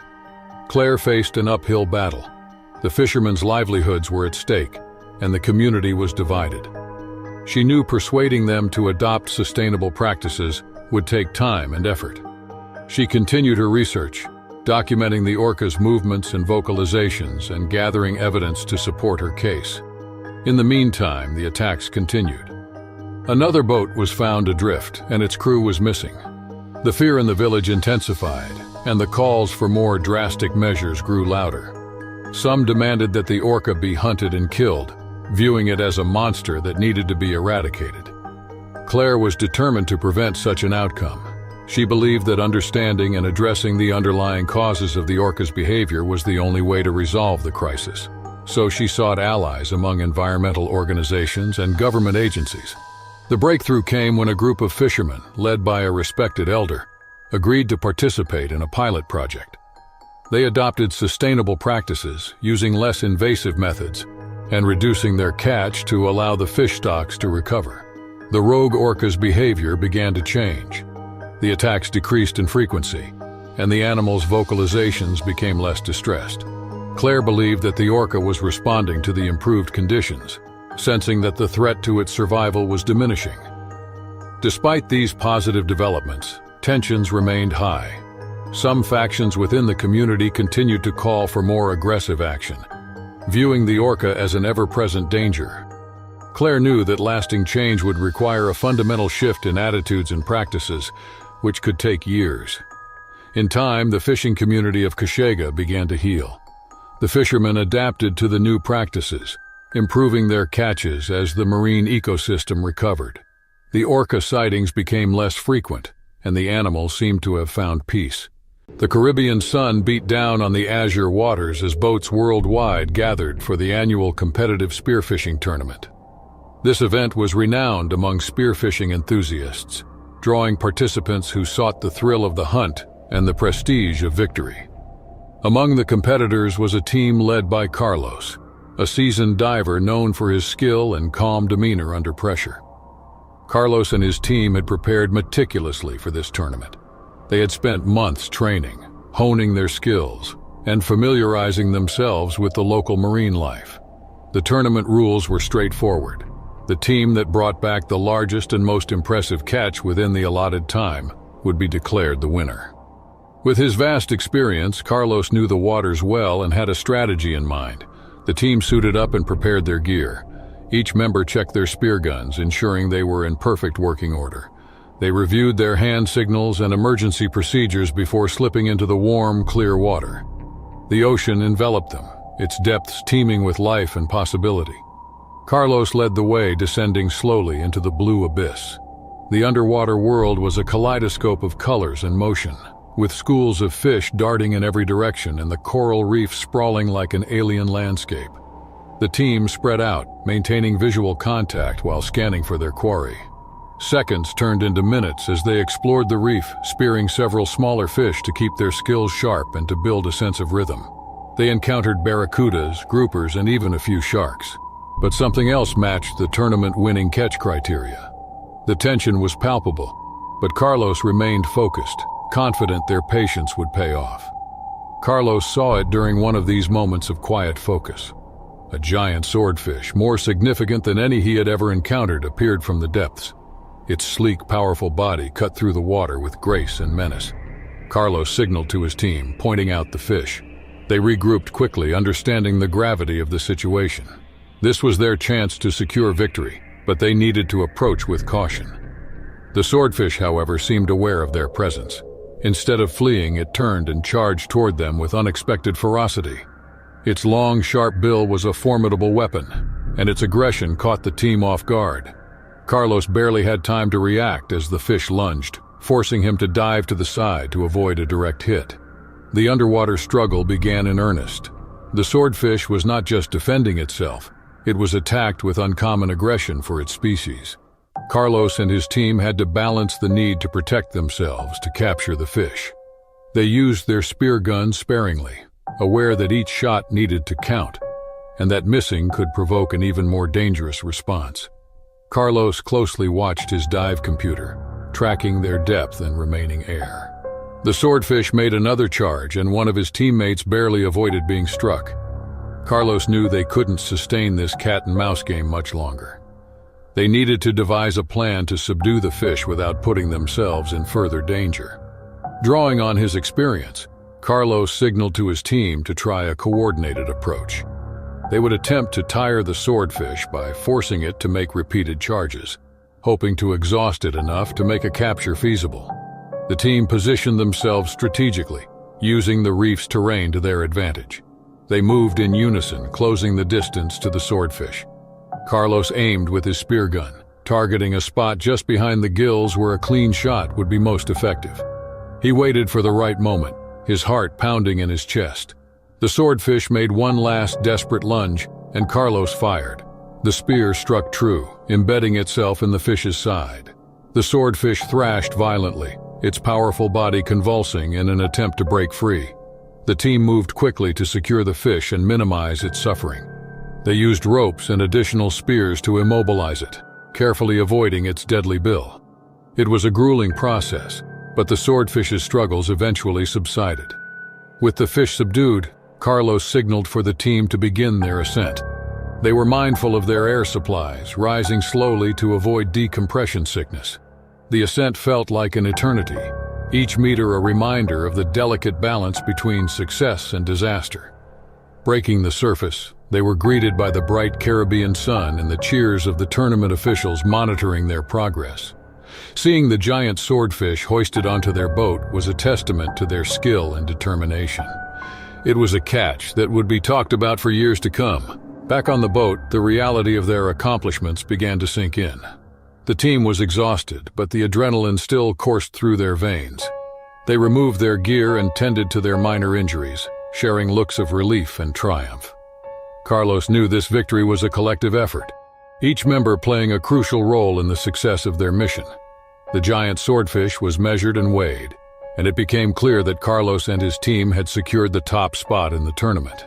The announcement was met with applause and admiration from the other competitors. The fish was a true marvel, a once-in-a-lifetime catch that showcased the very essence of the sport.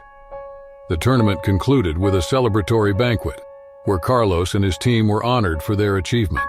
They received their prizes, but more importantly, they earned the respect of their peers. The story of their encounter with the giant swordfish spread quickly, adding to the legends of the tournament. For Carlos, the experience reminded him why he loved the sea and the sport of spearfishing. It was a world of beauty and danger where skill and courage were constantly tested. The encounter with the swordfish had been a stark reminder of nature's raw power and the respect it demanded. The early morning sun cast long shadows over the Australian outback, a land of stark beauty and hidden dangers. Mark, a seasoned wildlife photographer, had ventured into this remote wilderness with a singular goal: to capture images of the elusive saltwater crocodile. Known for their cunning and power, these ancient reptiles had long fascinated him.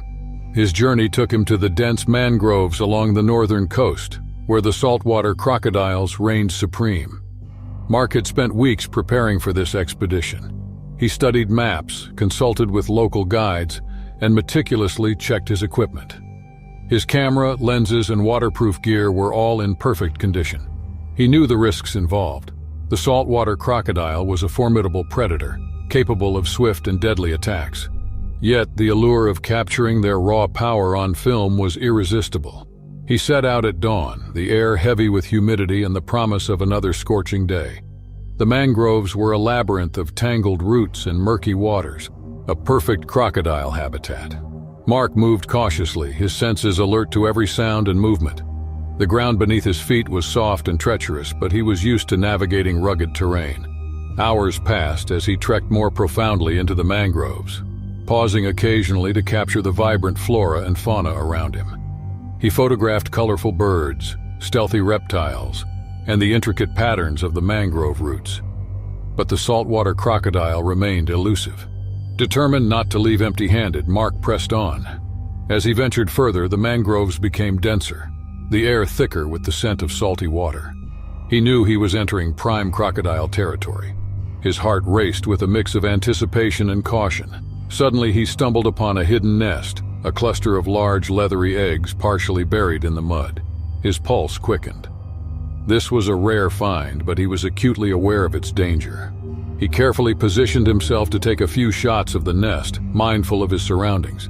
The camera clicked softly, capturing the scene. But then a sound behind him made his blood run cold. A low, guttural growl, unmistakable and terrifying. He turned slowly, his worst fear realized.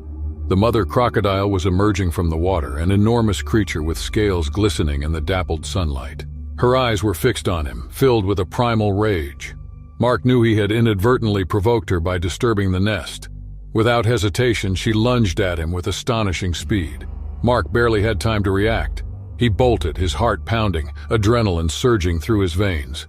The chase was on. The dense mangroves offered little room for maneuvering. Mark's knowledge of the terrain became his greatest asset. He darted through the twisted roots and thick foliage, using every ounce of his agility to evade the pursuing predator. The crocodile crashed through the underbrush behind him, her powerful tail and massive jaws cutting a path of destruction. Mark's mind raced as he ran. He needed to find a way to lose the crocodile and put enough distance between them to find safety. He remembered a narrow creek nearby, its banks steep and lined with thick vegetation. If he could reach it, he could use the terrain to his advantage. Reaching the creek, Mark plunged into the water, its coolness a shock to his system. He swam quickly, knowing the crocodile was just behind him. The thick vegetation along the creek's banks offered a potential barrier. He used his hands to pull himself along, the water hampering his movements and providing a measure of cover. The crocodile entered the creek with a splash, her massive form slicing through the water quickly. Mark felt a surge of panic but forced himself to stay focused. He swam to the opposite bank, scrambling up the steep incline, mud and roots offering tenuous holds. He glanced back, the crocodile closing in, her jaws snapping inches from his legs. The chase continued with the crocodile's growls, constantly reminding them of the danger.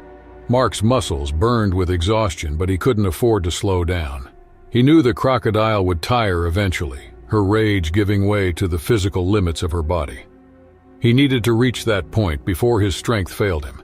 He spotted a large fallen tree ahead, its trunk forming a natural bridge over a deeper section of the creek. He headed towards it, hoping it would provide a temporary escape route.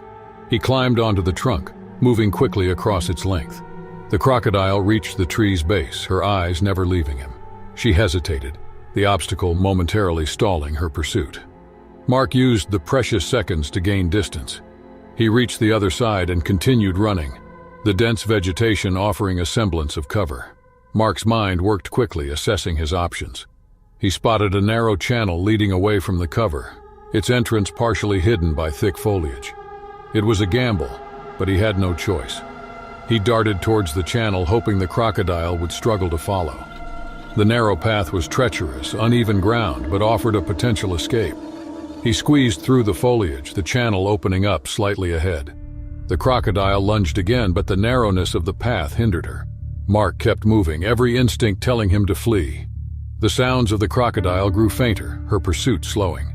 Mark didn't stop until he was sure he had put enough distance between them. He stumbled upon a rocky outcrop, a rare feature in the mangroves. He climbed onto it, using the elevation to survey his surroundings.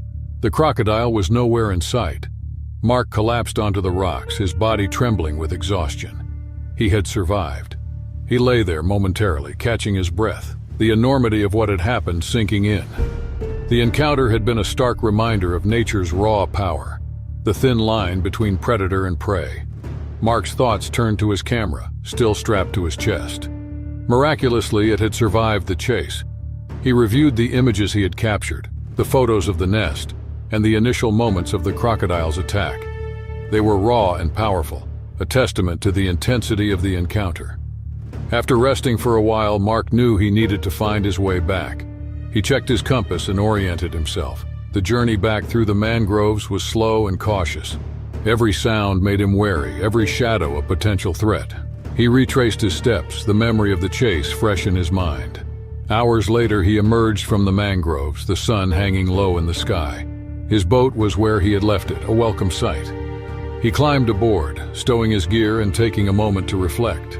The outback had tested him and pushed him to his limits. He had faced one of nature's most formidable predators and lived to tell the tale. It was a cool morning in 2002, close to the sleepy fishing village of Hermanus on South Africa's untamed southern coast. The sea, which had long sustained the townspeople, stretches out and shimmers in the meager autumn light. For generations, fishermen had been leaving this location, navigating the Atlantic Ocean currents, lowering their nets, and retrieving their catches. The Sea Spirit, which the crew boarded, was owned by Anders Viljoen. 4 dependable sailors had sailed with Anders for nearly 40 years. The day began like any other, the boat rocking gently as the crew prepared their gear. While Hermanus was known for whale watching, these fishermen ventured out for the rich shoals of fish that provided their livelihood. Anders stood beside his grizzled first mate, Peter de Klerk, at the helm, as the others did their tasks. Sizwe Mokoena, in charge of the nets, was present with 2 younger deckhands who had joined the crew a few years prior, Gert and Don. About 12 nautical miles offshore, the crew headed toward one of their regular fishing locations, a location known as the Deep Blue. Having had a successful season thus far, the men were in high spirits, and the sea was calm. However, as the hours went by and the nets revealed that they were lighter than anticipated, a feeling of unease spread across the boat. When the sun began to set in the mid-afternoon, Gert looked over his shoulder for indications of fish when he noticed something unusual in the water. It was first just a large, slowly moving dark shape beneath the waves. The crew was soon looking over the side of the boat, watching the strange mass lurking below after he called out to the others. At first, Sizwe dismissed it, as he had witnessed numerous odd occurrences in the water over the years. Though something about the shape seemed off, he muttered to himself, "Probably a whale." It was too large to be anything else that came to mind, and it wasn't moving like a whale. The shadow was enormous, with a length almost equal to the boat itself. Peter, ever the cautious one, advised them to avoid it. But Anders took a closer look because he was curious and maybe a little too bold for his good. The water churned as they approached the dark mass, which he approached slowly with the Sea Spirit. The crew was left speechless as they observed the shadow come closer to the surface and reveal itself as a shark, a great white no less, rather than a whale. It was not what they had ever seen before. They had never seen a shark as large as this one in all their years at sea. It was terrifying due to its sheer size. Its bulk was even more intimidating, with the dorsal fin standing taller than any crew member. What made it worse was its behavior. This shark was aggressive around boats in contrast to the generally cautious, almost indifferent attitude they displayed. The shark started to circle the Sea Spirit with quick and purposeful movements. Its nose bumped the boat, resulting in a violent rocking of the vessel. The crew realized how predatory the shark was, and they scrambled, eyes wide with terror. That was hunting, not just curiosity. Anxiety arrived. But as the shark kept circling unabated, Anders's composure began to crumble, and he yelled commands. The men seized fishing poles, hooks, and other weapons-like objects to repel the beast. But the creature seemed unaffected by anything. The crew feared the worst, thinking the shark might capsize them as its massive body sent shudders through the hull every time it bumped the boat. Gert and Don, the younger brothers, were especially shaken up. They clung to the rigging for support, their faces pale. Ever the practical, Peter reached for the ship's radio and made a distress call. He was shaking when he told the Coast Guard about their predicament and the shark's size and aggression. A shark acting so hostilely toward a boat was unprecedented. As the minutes dragged on, the shark's attacks grew bolder. It started slamming the boat hard, its jaws snapping perilously near the edge of the craft. It once cracked the skin, exposing rows of sharp teeth and icy black eyes. The crew felt a chill upon seeing it. Their voices could hardly be heard over the roar of the breaking waves and the boats creaking as they shook from the onslaught. They screamed in terror. Although backup was en route, the crew was still determining if they could survive long enough for assistance. Their experience with the shark's behavior was unmatched. It appeared unrelenting, as if propelled by an invisible force. A state of desperation emerged. The shark approached Sizwe, holding a harpoon, and attempted to jab at it, but the animal was too swift and powerful. With a forceful flick of its tail, the shark almost swept Gert overboard, sending a wave smashing over the deck. Don grabbed his brother in time to save him as the water receded. After an eternity, the Coast Guard finally showed up with their larger reinforced vessel slicing through the waves toward the Sea Spirit. Equipped with more advanced equipment, they successfully drove the shark away. However, it required multiple tries and a few precise blows with a specialized harpoon gun before the animal finally withdrew. The crew breathed a sigh of relief as the enormous great white vanished into the depths.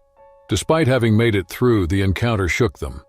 After escorting the Sea Spirit back to shore, the Coast Guard gave the men shock treatments and debriefings. The news soon reached Hermanus, and specialists were called to investigate the shark's peculiar behavior. What they found was concerning. Due to the overfishing in the area, the shark's natural food sources had been reduced, which made it more aggressive in its hunt for food. Furthermore, bigger predators have been drawn closer to the coast due to habitat disruption brought on by rising tourism and pollution, increasing the frequency of shark-human interactions. The experience made Anders Viljoen and his crew acutely aware of how precarious the equilibrium between nature and humanity had become. Weeks later, they were back in the water, but the memory of the enormous shark never left them. In the summer of 2005, it happened in Santa Cruz, California, a beach town renowned for its beautiful coastline and lively surf culture. Thousands of visitors and locals flocked to the Santa Cruz Beach Festival, which features live music, food trucks, surf competitions, and water sports every year. That particular day's weather was ideal, with bright blue skies, a gentle breeze, and the sun beaming off the Pacific. While many people had a happy and celebratory day, some would never forget the nightmare that unfolded that day. For many years, Santa Cruz has been a well-known beach resort. The town, whose history dates back many years, was formerly home to many fishermen but now prospers from tourism. The sea has always been a source of mystery and life for the people there. Due to the seals and sea lions that frequent the kelp forests nearby, great white sharks were known to live in these waters. Despite the sporadic sightings, shark attacks were uncommon, and most locals and tourists had grown accustomed to the ocean as a playground rather than a wilderness. That year's festival was incredibly crowded, drawing an estimated 10,000 people to the beach. The O'Connell family, Mark, a general contractor in the area, his wife Teresa, and their two teenage sons, Derek and Lucas, were among the attendees. Another person there was Kira Vance, a nearby San Jose college student who had come with her pals to enjoy the sun and possibly try paddleboarding. Although nobody could have foreseen the danger gradually approaching, a lifeguard team led by seasoned surf lifesaver Brad Buzz Garrison carefully watched the waters alongside them. As the afternoon wore on, a subtle shift started to show in the ocean. The people on the beach were unaware that a 14-foot great white shark had been lured nearer the coast. The normally tranquil waters had been disturbed by increased human activity and food waste thrown into the water during the festival.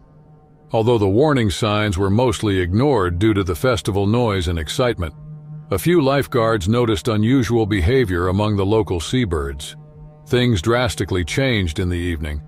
A local fisherman, Victor Polanski, saw the dark shadow moving beneath the surface while casting lines from a small nearby pier. He initially believed it to be a dolphin or a sizable school of fish, but the water revealed its distinct dorsal fin as it got closer. Victor's heart fell short. However, it was already too late when he finally radioed a warning to the lifeguards. A group of swimmers enjoyed the cool water in the shallows about 50 yards offshore. Among them were Kira Vance and her pals Derek and Lucas O'Donnell. They were unaware that danger was hiding under their feet. Before Kira could react, the water surrounding her turned red, signaling the first sign of trouble. She felt something brush against her leg. Swiftly striking a friend of Kira's who was bodyboarding, the shark's attack was swift. The attack's brutality and suddenness brought on an explosion of panic. The easygoing vibe of the festival was abruptly destroyed by screams that pierced the atmosphere. As they watched the horrifying scene play out, onlookers froze, some paralyzed with fear, and others running toward the shore in a last-ditch effort to escape the water. Buzz Garrison, a lifeguard tower nearby, heard the disturbance and quickly alerted the other guards with a whistle blow. Scurrying towards the water, he seized his rescue board. Troy Klein and Jesse Malone, 2 additional lifeguards, followed closely behind him. They knew how precious time was and how quickly the shark could strike again. The shark had vanished as soon as it appeared, and the water remained tainted when the lifeguards arrived. While Jesse and Troy assisted in guiding the swimmers still swimming back to the shore, Buzz helped Kira's injured friend onto his board. As everyone rushed to exit the water, tripping over beach chairs and towels hastily, the beach descended into chaos. Festival organizers attempted to restore order as parents cried out for their children, but the damage had already been done. Emergency personnel arrived in minutes, and the wounded were taken directly to the hospital. Regretfully, one of the victims passed away from their wounds before they could be stabilized, meaning they did not survive the attack. Before long, word of the shark attack at the Santa Cruz Beach Festival was circulating throughout the state. The town was in disbelief after that. Although shaken, the O'Connell family was relieved that Derek and Lucas had escaped unscathed. After witnessing her friends suffering in the water, Kira Vance battled survivor's guilt. Following the incident, numerous requests were made to local officials for improved shark activity monitoring, which raised major concerns about beach safety.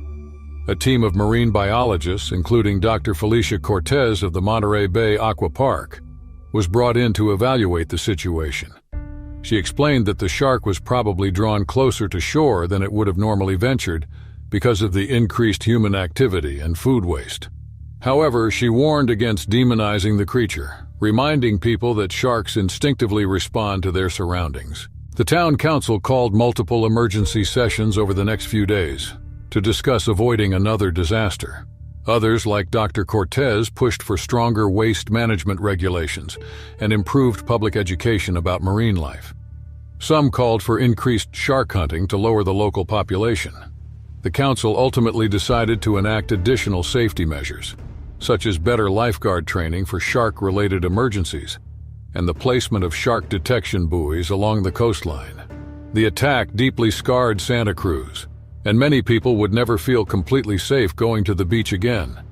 But it also brought conservation efforts back into the public eye. Dr. Cortez collaborated extensively with neighborhood institutions and groups to spread awareness of sharks' value to the marine environment. Eventually, the community struck a new equilibrium between tourism and environmental conservation. The O'Connell family and Kira Vance would never forget that day. Previously a place of happiness and leisure, the beach had become a sobering reminder of how fleeting life can be. However, they also understood that the locals had banded together in its wake to defend the town's residents and its ocean, demonstrating Santa Cruz's tenacity. It was 2009, and fishing vessels found the North Atlantic waters more dangerous. One of the area's biggest vessels, the Atlantic Seeker, was the reputable commercial fishing company Blue Wavy Fishing. The captain of this ship, Laura Mitchell, was an experienced seafarer with over 20 years of experience in these harsh waters. The vessel was well known for its size and efficiency. Its main goal was to harvest large amounts of in-demand swordfish and tuna, but recently it had to contend with an unanticipated and dangerous threat, a persistent pod of mako sharks. As the autumn winds started to stir up the already turbulent Atlantic, the Atlantic Seeker sailed out of Halifax, Nova Scotia. The group, which included experienced fishermen like Arlo Fenton, a burly first mate, and a quick-witted engineer named Isaac Weiler, had encountered many difficulties while sailing the open ocean. But they were still determining how serious the shark issue they would deal with would be. Sharks had historically been a problem on occasion, attracted to the smell of blood and bait when the crew brought in their catch. But something about this pod of mako sharks was different. They were far more aggressive and unrelenting than the crew had ever seen. The sharks ate the leftover fish, actively attacked the nets, broke equipment, and, most alarming, circled the boat for hours after the fishing had ceased. The crew's annoyance increased after 3 weeks on the journey. Before the valuable catch could even be loaded aboard, the sharks tore into their nets, reducing the size of their hauls. Constant repairs resulted in low morale. The engineer, Isaac, mumbled that the Makos appeared almost synchronized, as though they were picking up tricks on the boat. The crew now jokingly referred to them as the Wolf Pack, but the humor did little to hide the underlying fear. And then the storm hit. A sudden gust blew across the North Atlantic on a chilly October night. The Atlantic Seeker rolled erratically in the churning sea as the waves rose suddenly. With her hand steady on the wheel and her eyes searching the horizon, Captain Laura Mitchell stayed on the bridge as the storm tore apart. She had survived storms in the past, but this one was different. Sharks, in addition to the storm, made the sea feel alive beneath her. The smell of fish and the churning waters sent the Makos into a frenzy, and they launched a full-scale attack on the vessel. The crew faced an even more terrifying foe, as they struggled to gather supplies and prepare for the storm. The sleek bodies of the sharks struck the boat with a startling force as they started to ram the hull. Arlo, the first mate, was nearly thrown overboard as one particularly aggressive shark attacked the lower deck, snapping its powerful jaws at anything that moved. In the chaos, crew members were injured. One man, a deckhand named Joss, was knocked unconscious when a wave hurled him against a railing. Another junior fisherman named Kellen suffered a deep gash in his leg after slipping and falling onto a broken piece of equipment. The situation was spiraling out of control. With the storm showing no signs of relenting and the sharks continuing their assault, Captain Mitchell knew they had to act fast.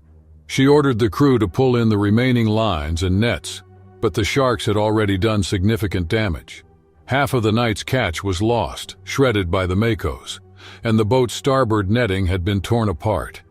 Battling the elements and the sharks from below deck, Isaac worked tirelessly to keep the engines running, but even he knew they were pushing the Atlantic Seeker to its limits.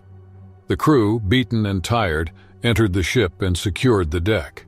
They huddled together for hours while the storm raged outside, constantly reminded of the danger beneath the waves by the sound of sharks biting into the hull.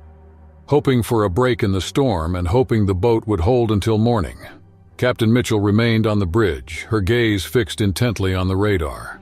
The storm had passed by dawn, but the damage was inflicted. With its hull smashed, gear scattered, and crew messy, the Atlantic Seeker hobbled toward Halifax.